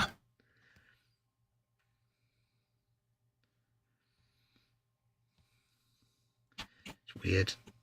Surprising. Mega zip drives. Surprising how tech has changed, isn't it? Do you remember the mind-blowingness of getting like an iOmega zip drive and realising you could store 250 megabytes? Oh, yeah. When you're used to a 3.5 floppy being, what, about a meg and a half? 1.44 megabyte. Yeah, 1.44 megabyte. And like, wait, I can store 250 megabytes? That's like all the games ever made in the world. I've got a 386 upstairs, and I think the hard drive's something like 200 meg. Yeah, I've got a few 250 meg hard drives on the bookshelf outside. I've kept for some reason. I don't know why. Do you remember doing the jumpers, Master and Slave? Yeah. God, I was going back in there. Trying to connect a flatbed scanner to the printer. Daisy chaining LPT cables. Oh, God. I say yes. Of course, I don't, because I got my mate to do my PCs for me. But yeah, I know of the concept. But I don't even talk about printers. Now you just switch it on and it's detected. It's brilliant. In the days when you used to like try and get your printer to work, and everybody would have that conversation where they point at the PC and shout and say, "It's there! I can see it. Why can't you see it? It's there, it's right next to you. I'm looking at it with all my eyes. Why can you not see it?" I am so glad it's not just me that does that. Really? No, it's there. That shouting conversation. It is right there. Yeah. How can you not detect it? Have you sat there before with Bluetooth, with a phone and a pair of earphones or whatever, or an earpiece, and you're like, duh, why can't you pair? It's there. Yeah, I have, Mama Wolf has Bluetooth headphones downstairs, and it's weird. If you don't turn the TV and Virgin box on in exactly the right order, it won't pick it up. So you have to go in and make sure you do it right. Bane of our life, mate.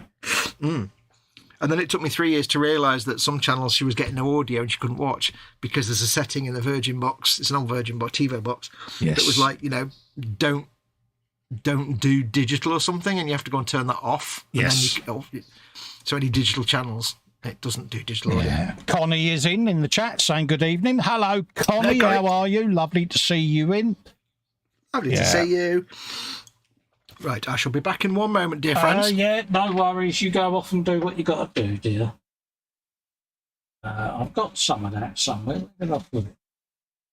Right there, Monfang Brown. There it is. I knew I had some. How you doing, Connie? Lovely to see you in, as usual. Always nice to see you. Nice.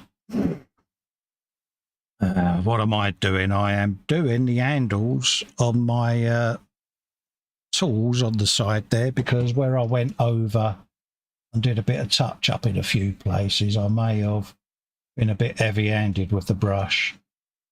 So I'm just going to go in and redo them. Put the base coat down, let that dry, and then I'll go down and put a wash on it. But for the moment, I just want to retouch them up. Once we're off air tonight, I shall let all this dry, and then tomorrow I'll spray a satin varnish over the stage I'm at now, just to protect it, because it's getting to that very delicate stage now. And those that know me well will know that I am Captain Clumsy. And we don't want to be knocking anything off that shouldn't be off. So we can do the same with the exhausts at the back. Just go in and go round and touch up any areas on them that I'm not happy with, because they'll all have a stain and a wash going over them anyway. So Just want to try and vary them up a little bit because I've got to rust these as well yet. So they'll have a bit of rust, so I might as well do some different colours in streaks and areas just to try and make a start with it. And then I've got all my pigments that I can put on them then. Because we can. If I'd say hello to Connie, Lynn says, sounds like a good idea, Carl. Oh, there you go. If it sounds like a good idea, it can't be one of mine then, Lynn. I'm back. He's back. Absolutely. Right, well, that's the sand-coloured chips on the turret done. Oh, nice. I've got to do all the light grey chips on the turret. And that's just the turret. Yeah, is it just the turret, Fox? Yeah, I've got all the rest of it to do yet as well. Yeah, off air, mate. Yeah, this will be a long job. I think it was Administratum Grey, but I'm not sure. I honestly can't remember. You're going to have to watch it back now, aren't you? I think it was. I'll find out by doing a test.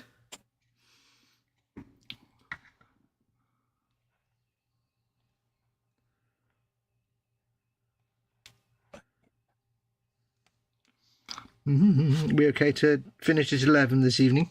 Yes, not a problem, mate. Cool. Not a problem, mate. Somebody's making grumpy want to go to bed noises. No, that's all right, mate. I can't go too long anyway. I've had a jippy back all day, so... Yeah. No, that's good enough for me, mate. Cool.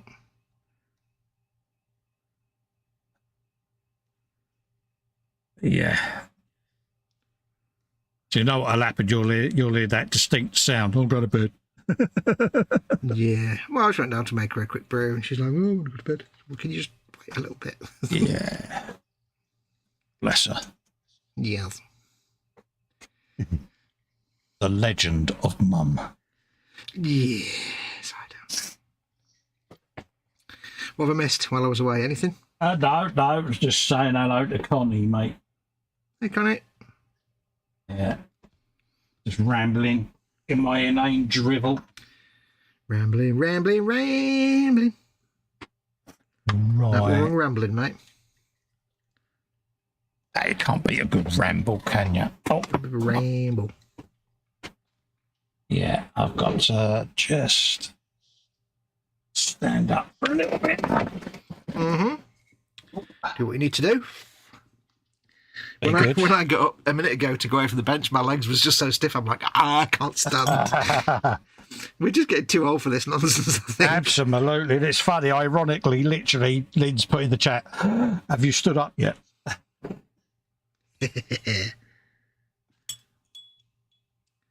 The funny thing is, right, I can sit all day at the computer and have no problems. I can sit all day at the Xbox and have no problems. As soon as I sit at the bench for like more than about an hour, my legs go mutiny on me. It's because we hunch over the bench, don't we? Yeah, because we're old. Oldness. It is the curse. Oh, yeah, we are proper old and useless, mate. Oh, yeah.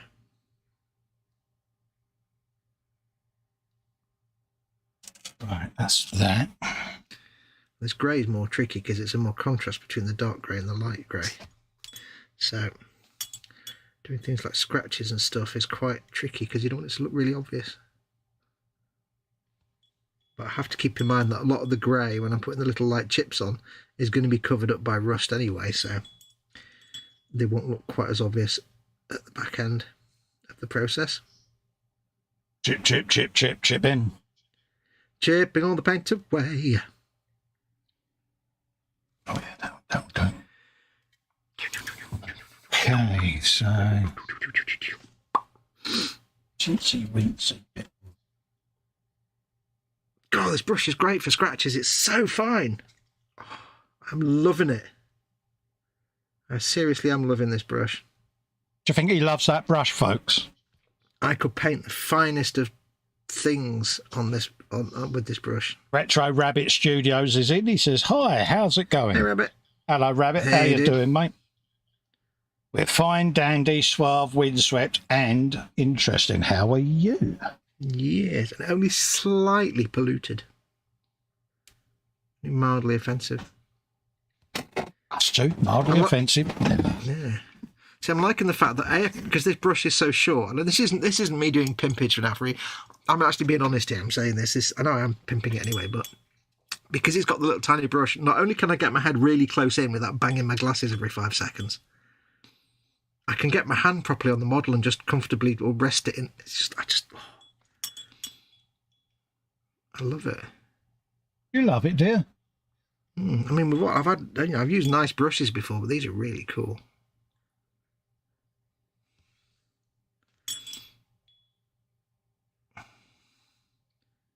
He does like a nice brush, says our Fox. Yep.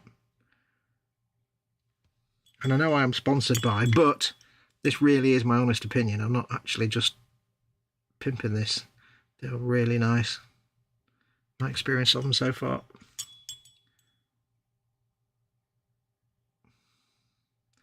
So I do recommend you give them a try. God hand brushes. I'll be honest, I didn't even know God hand did brushes until eModels got them. Yeah. I thought it was just tools. I never obviously thought brushes as tools, but they are. And you can get them at emodels.co.uk. The one-stop shop for all your goddamn needs. Oh, your goddamn needs. Not some of them. Not a few of them. All of them. Oh. With an A. Oh, God, I could paint such great little... Do you know what? I think people have got it. I think I could actually do the one thing that's always evaded me on Warhammer kits, and that is paint wording on the little bits of scroll work you see on like Space Marines and stuff. Yeah. Because I could paint little things on like purity seals. Ooh. Yeah, I don't think my shakes would allow me. I wouldn't be able to drink a lot of coffee beforehand. There is that.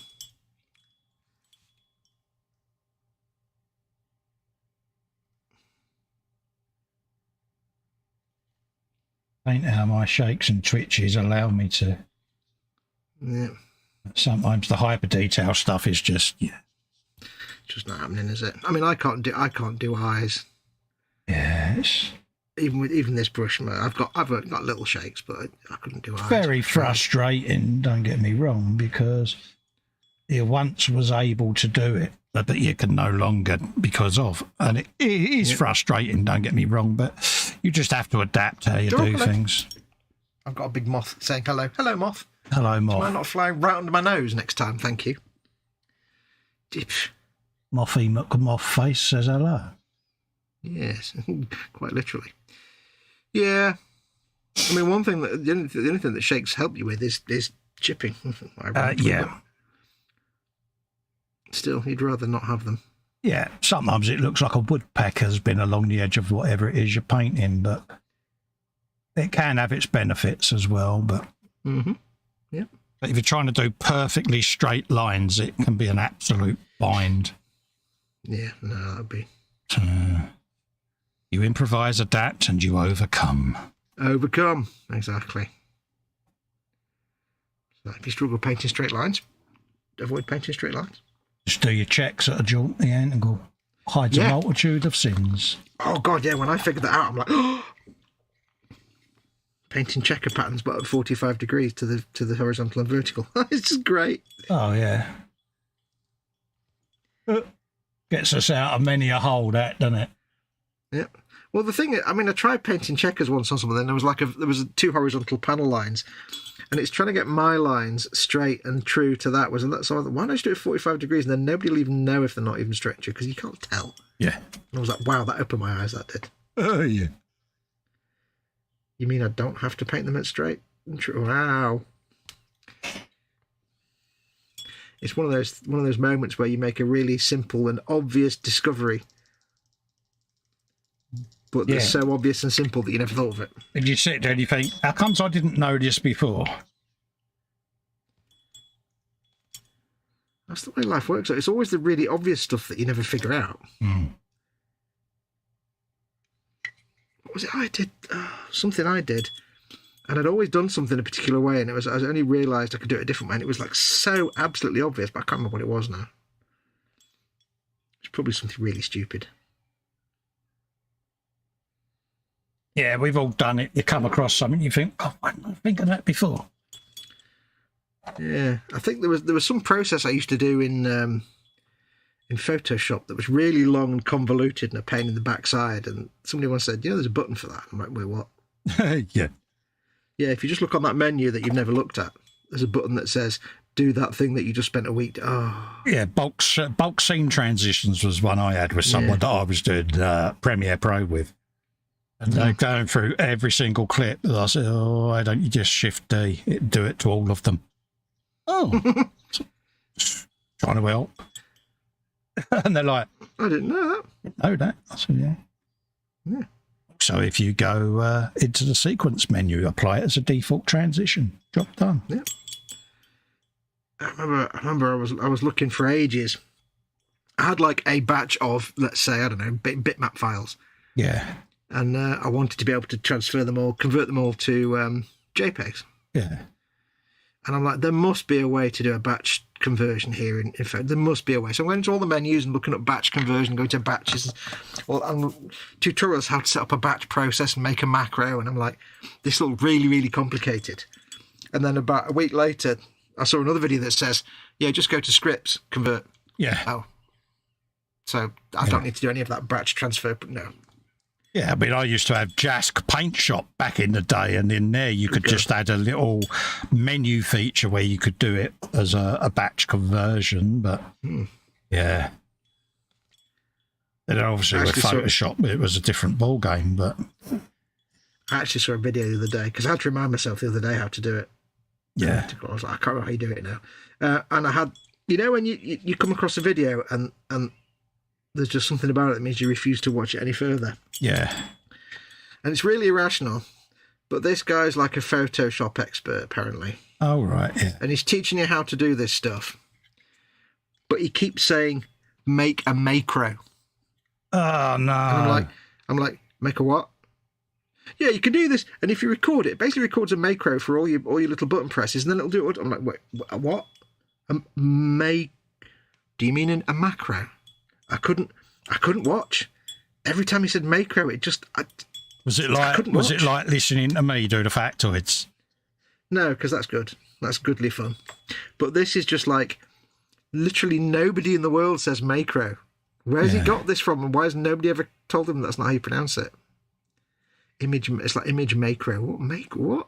Yeah, I'm not the one to talk about pronunciations, am I? So no, there's pronunciation, and there's just like weirdness. I was like, macro. I can't. No. Yeah, mine's just the Festa effect. Yeah. Yeah, if you haven't watched Monday's eModels show and you want to see Fox Corpse, it's worth a look, folks. Oh, yeah. Just next time you're going to say something about that, just ease me in gently to that particular subject. Steady now. I know, I'm deliberately not saying, but yeah. Yeah. Anyone of a nervous disposition might want to make sure they've got no hot beverages in their hands at the time of watching. He basically thrust something upon me without warning. Sounds wrong. Yeah. Honestly, macro. Ugh. Yeah. I mean, I can kind of forgive the whole GIF and GIF thing, even though GIF is correct and GIF is stupid, because that's an acronym, and the guy that invented it pronounces it wrong. So, but even so, that's kind of forgivable. Macro. I'm going to record all these button presses and make a macro. Sure that's a strange one, isn't it? I don't really know when you have like a macro, what macro is short for, but I'm sure it's macro something. It's something like manually accessible Computerized, repetitive. Oh, it's an acronym. Sorry, Yeah, I don't know that one. Computer stop. But yeah, it is that sort of acronym. Oh, I didn't realise it was an acronym. Yeah, computerized operation or something like that. Yeah, it's a bit like WYSIWYG, isn't it? And Twain thought without an interesting name, and yeah. Is that what Twain actually stands for? Yeah. Cool. Yeah, Twain. Yeah, Twain drivers. It's a tool without an interesting name. I like that. Macro. Oh, no. That's really going to bother you now, isn't it? It's like people that spell lazy with a Z. Oh, or an O. Oh, it's an acronym.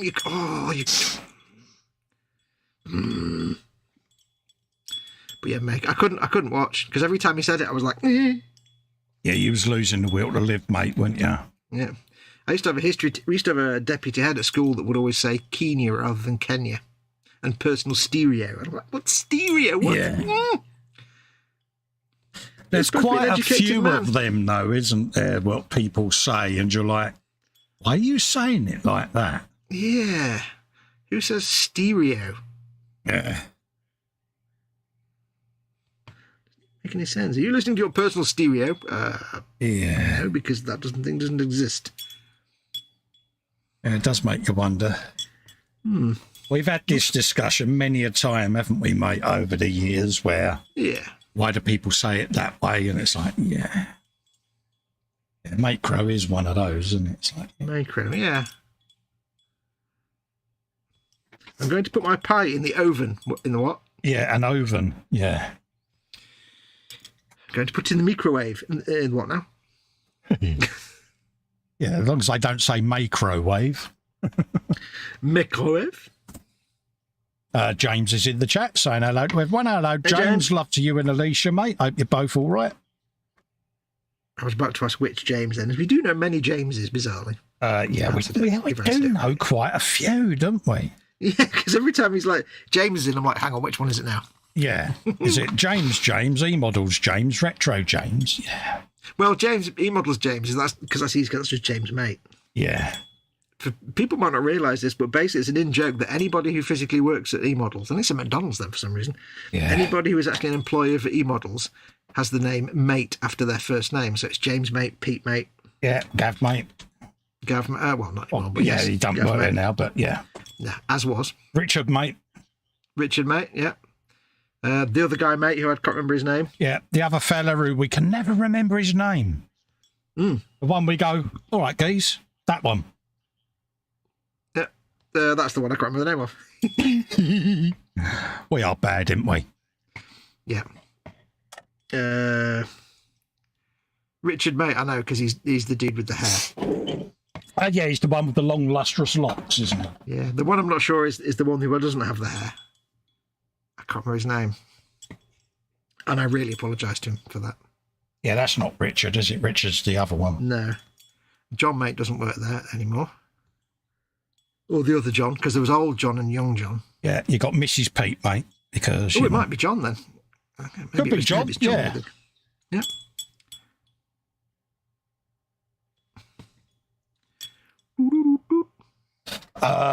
Retro says Nigella Lawson used to call it micro wawa. She can call it what she wants because she's Nigella Lawson. Wing. Really? Oh dear. Oh, sophisticated MILF, mate. Yeah. Oh, well, mate. I wouldn't kick it out the kitchen. Would you not? No, not at all, mate. Oh, Nigella and her Lawsons, mate. Most welcome.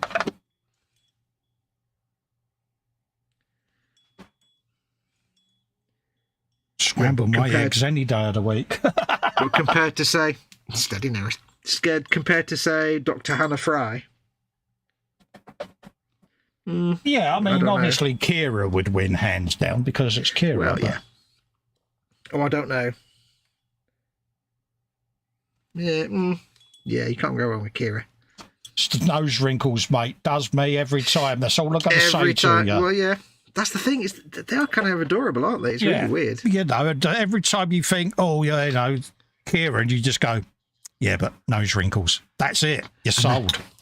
Yeah, and every time she does that little smile. Yeah, that little wrinkles that wrinkle you. Yeah. Yeah, and you're like, oh. And them old nose wrinkles just undulate, don't they? And it's like, yeah.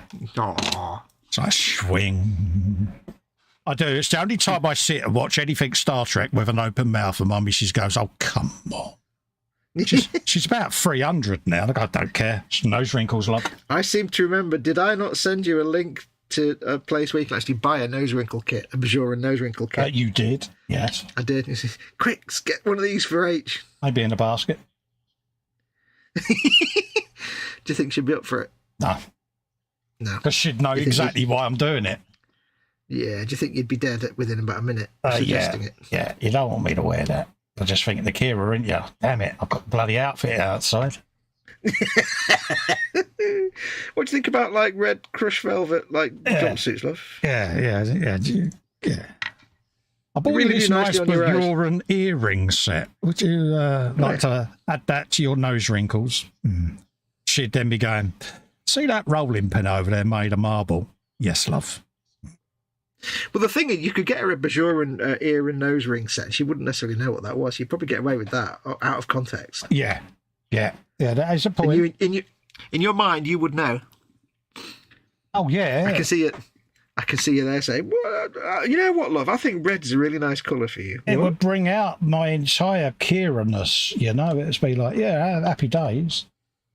And she'd be really made up with the fact you bought some beautiful jewellery until one day she happened to watch a bit of DS9 when you were sat there, and she'd be like, oh, hang on a minute, wait. Yeah, and then it'd be, oh, really? Like that. I'd be going, don't know what you mean, dear. Fox, yeah, can't possibly. Fox told me to do it. Hey, not having that. Everyone heard him in the live stream. Put me up to it, dear. She'd be like, don't you talk like that about the nice, well-spoken man. Oh, yeah, I know. It'd be, oh, God, here we go. Yeah. Yeah. Right, I'm going to glue this stubber back on, and then I shall stop for the evening. Yeah, I'm literally gluing my hatch back on, and then that's me done. Have we both been like breaking stuff off because we're just idiots? Yeah. I've lost count. Now, the thing is, folks, when you do make your Baneblade, because, of course, there is a link in the video, in the description below this video, to buy your own Baneblade. I do recommend it. Even if you're a serious model builder and, you know, it's... Despite the fact I've just glued my thing into my super... There you go. Well, you could still do them as a standard piece of armour anyway. Yeah, ignore the fact it's a Warhammer kit. If you're not into Warhammer, it's just a really nice tank kit. Yeah. Yeah, when you do your own, do keep in mind that things like the whip antenna and the stubber, heavy stubbers, they will break off easily if you're not careful. Yeah. So I wouldn't recommend you glue the stubber on after you've painted it, because that will be a real fiddly mess and you'll make a mess of everything. It's quite tricky. But I would recommend you don't glue the antenna and magnetise that. What you do want to realise is, you know, we are the guys that glued the arms on an Orc Stomper. So I glued my antenna on, but this is getting sent up in a big battle box. So yeah. It'll be. I've magnetised mine because I knew I'd break it off at some point. You would do, yeah. Yes. Unfortunately, I drilled out the little holes on the arm that holds the little pintle that holds the stubber on. Oh, which right. Means really, which looks great, but it means a really small contact point. So I've just super glued that to the bench like a spoon. There we go. What do you like? Normally use super glue when you're gluing on little tiny things. Spoon alert. Sometimes. Spoon alert. Spoon. My name is Fox. I am a spoon. Don't be like me. He is such a spoon, honestly, folks. Such a spoon. Get your spoon here. Right, repent. Pray for pain. God, it's almost like I'm an actual Londoner. You'd never know, would you? You wouldn't. Can't tell the difference, mate. It's uncanny, mate. It's like I'm up there now. I've got this moment now where I've got a death grip on the piece that I've glued, and I'm like, if I try and take my fingers off, the little pop of my fingers coming off might dislodge it, and I don't know if it's glued in place yet or not. You know, when you're like, I want to move my fingers, but I'm reducing pressure really, and we're on. Yes. Yeah. Seamless. You'd never know if you looked at it and saw it not actually lined up very well at all. It says spoon. Spoon. Yeah. I did a real bad job of lining that up. We are made of spoons. Mm-hmm. B3 says he went to a sci-fi convention as a Klingon in my 20s. I made brow bridges out of plasticine and glued them to me forehead with rubber cement. Brilliant. Cool. Now, you know what I'm going to do to reinforce this stubber? What's that? Because it's a real tenuous connection there. I've glued it back on. It's going to snap off again. I glued the pintle back together. I may wrap some easy line around it. Oh, and right, make it look like a wire. If you're making something that's going to be scruffy, here's a tip. It makes something that's going to be scruffy. Whatever it is, if you can get away with it, having it looking like it's got some wiring on it, then if you do break something really delicate and you have to super glue it back together and you want to reinforce it, get some easy line or the Ammo of Mig rubber rigging stuff, the real fine rubber rigging, and just wrap it round and make it look like a piece of, like somebody's actually repaired it in the field, like a piece of twine or baling wire, or in this case, I'll make it look like a wire going from the gun into the turret. Yeah, like an electrical wire of some sort. And it just looks like electrical wire or cabling or ducting, and it reinforces because then you put some super fine super glue on the bit you've wrapped round, and it's never going to break. So I shall do that later. Especially if you're building up. Oh, yeah. You've got two things glued together like that, and you want to get some easy line round it and thin super glue, and that'll never break. I've done that before. Oh yeah, especially if you're putting something like a sail or a crow's nest on a build, because we all do that on a Baneblade. So I shall have one end of the wire coming out the bottom of the gun there. Then it will wrap round this pintle for a bit to reinforce the joint, and then I'll have it trailing off into maybe the turret here, or I'll either drill a little tiny hole or I'll glue it somewhere underneath where it just looks like, and same on this big spotlight that's going to go here, I can put a wire in it and it's like electrical wiring, and it'll reinforce that joint like nobody's business.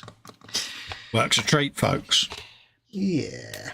Right, but I'm going to leave that there to set. Yes, Baneblades again, mate. What can I say? I know. So how have you got on tonight then, Spud? All right, mate. It's very, very barely noticeable details, to be honest with you. Some washing around some of the rings and bits like that, but also doing me trunks and things like that, me cables, hammer handles, aquillas, different bits at the top there. So it's just finite details, and then went over with a bit of scrag brown. Just did a bit of sponge chipping with a bit of that. So you like your scrag brown, don't you? Yeah, it's coming along happy. It's had a bit of agrax in some of the fans there, in the grills, just to bring them out. Little bit on the exhaust. Oh, try not to pull your ladder off of your thumb there, Carl. So yeah, and then I can start looking at the back end then. Now, I did nothing on the tracks now because I want to put a satin varnish over everything before I do anything else on the tracks. So you like to spend a little while looking at your back end, don't you? I do, mate. It's got a nice bit of rumpage on it, isn't it? When you did your scrag brown, what was that, a thin wash, or was it just dipping it on or chipping? Or a little bit of sponge, mate. Bit of that. Ooh, nice. If anybody doesn't know, scrag brown, which is a Citadel colour, is a really... Have I got some here? I've got some right behind me, mate. It's a really, really nice colour to use, like Colin has, as a chip for rust, because it's a really nice rust colour. Like clay. Yeah, it's like a really nice light rust colour. You can chip it on. If you thin it down to a wash, it's great for collecting around edges and looking like leached rust. But you can really mix that with a bit of Tau Light Ochre and a bit of XV88. And you can get some nice variants in your rust. So those are three really good. And if you stay stippling rust colours on those three on top of Rhinox hide, they're all really nice dark. They're all really nice rust browns. So yeah, that's what I did Ringo with, a bit of Rhinox and then colours and and stipple on all the other browns. Really absolutely. Nice. Scrag brown is a universally great rust wash colour, but it's acrylic, so you can't wipe it off. Keep that in mind. And it'll give you that type of rust effect. If you did that glossy, it would look like kind of Bakelite. Yeah. It would look like brown Bakelite. Yeah. I mean, it's a bit shiny at the moment because it's got that chipping fluid. So yeah, but once that's matted down, you've done all the weathering on top. It's just a great rust. Awesome. Well, tonight I have done literally just the turret, as you've seen. I have gone over the light grey and the light sand colour chips with more chips. I've merged some chips together. You can't really see on camera. I've merged some chips together. I took this corner here where there's a little hint of chips around the edges. I've padded them out and stretched them out into more of the panel, and I put some scratches and scrapes. I've added loads of little chips here, and you probably again can't see scrapes and scratches. I'll take some photographs. and more scrapes and scratches. There's me knocking that gun that I've just glued on. So that's going to have to be done on the rest of the tank now. So it's going to take me a long time. So I'll probably get a lot of that done. I might not get all of it done this week.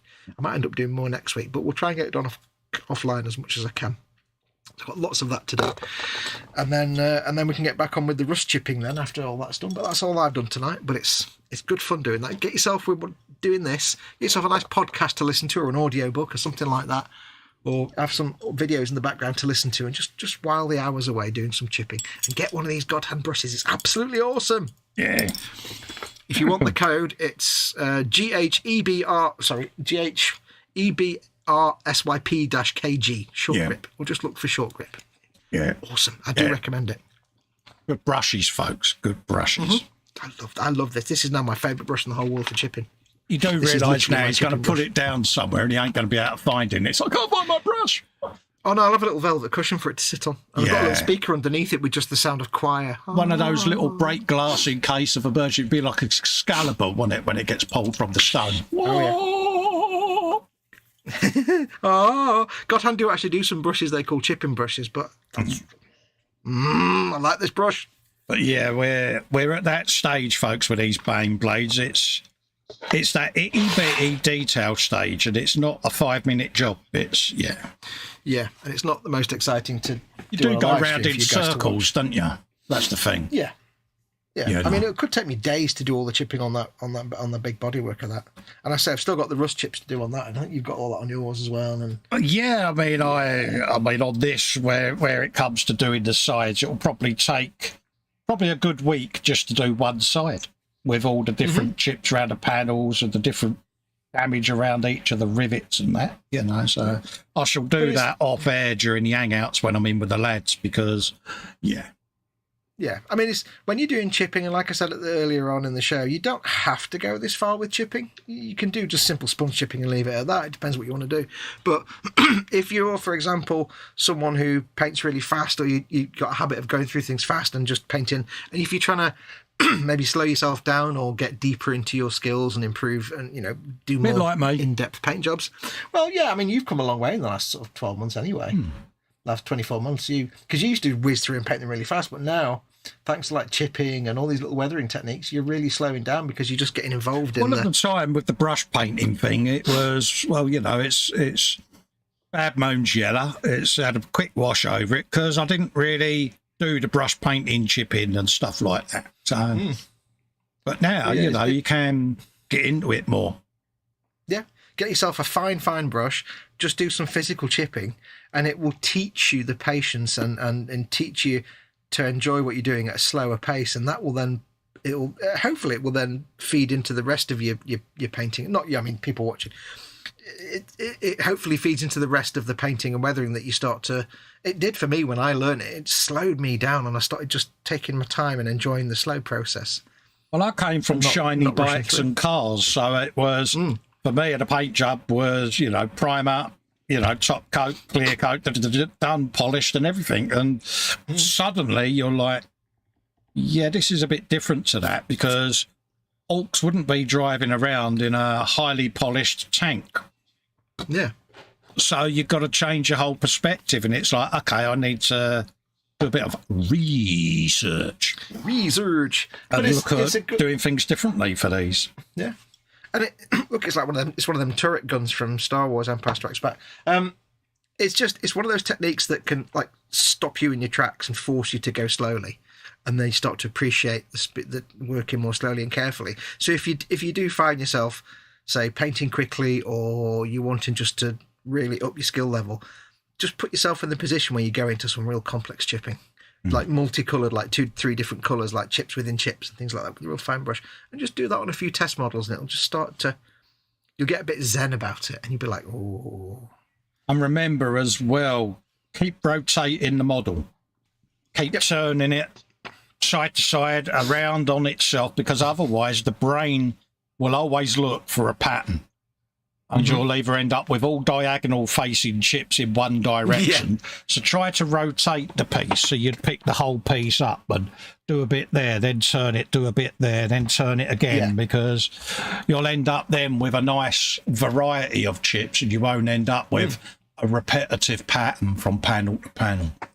Yeah, and if you start like we did with sponge chipping, you know, like I say, you can just leave it at that. But if you start with sponge chipping, then that at least gives you a template then for where your chipping is going to be, and you can make some bits more chipped, some bits later. You can leave it as it is, and it helps prevent that repetitive as well, because you're working on the template that the sponge did, which is completely random. So yeah, go and have fun with it. Chipping. I'll be doing more chipping next week. Don't worry about it. I will be doing chipping for weeks yet. Even if I do loads offline, I'll probably still be doing it for weeks. Absolutely. Yeah, I think that's us about done, isn't it? Rightio, folks. Well, massive thanks for coming in and keeping us two pillocks company. Don't forget, pop over and visit eModels. Have a browse through the god hands. Have a browse through the different models. Just have a looky-loo. Remember, if you do grab anything, bung a picture up on the Facebook. There's me with my god hands brushes or something. They love all of that. Yep. And it lets them finally start putting names to faces and things like that. Yeah. So why not? Or if you want to, because eModels now has new social medias, thanks to me, you can at us on Twitter or Threads. Yeah. Or Instagram, although I don't understand it. I'm old, I don't understand Instagram. If you at us on Threads, I think we're eModels Ltd. Threads and Instagram are linked, aren't they? They're conjoined. Yeah. So, and I think Twitter is eModels Ltd as well. You should go and find it. You'll find it. Don't we? It's got the E for the symbol. If you do it on there, then I can take that picture you post up and at me, and I can put that on the Facebook page for you. It'll be on the front page. There you go. I will happily do that. Because you can post on the Facebook page, but it'll disappear into the comments. Yeah. So. Absolutely, because Fox is in charge of all the social media. Well, not really, but you know, hey, it's what I do. But yeah, don't mail us pictures, because we never get a chance to look at those. Absolutely. Righto, folks. We'll love and leave you. See you on the next one. Me and Fox will be back Friday for a bit of frolicky goodness. So until then, we'll see you then, and we'll see you at the same time next week. A bit more Workbench Live. See you later, folks. Adios, amigos. Your one-stop shop for all your model making needs. Flame blades.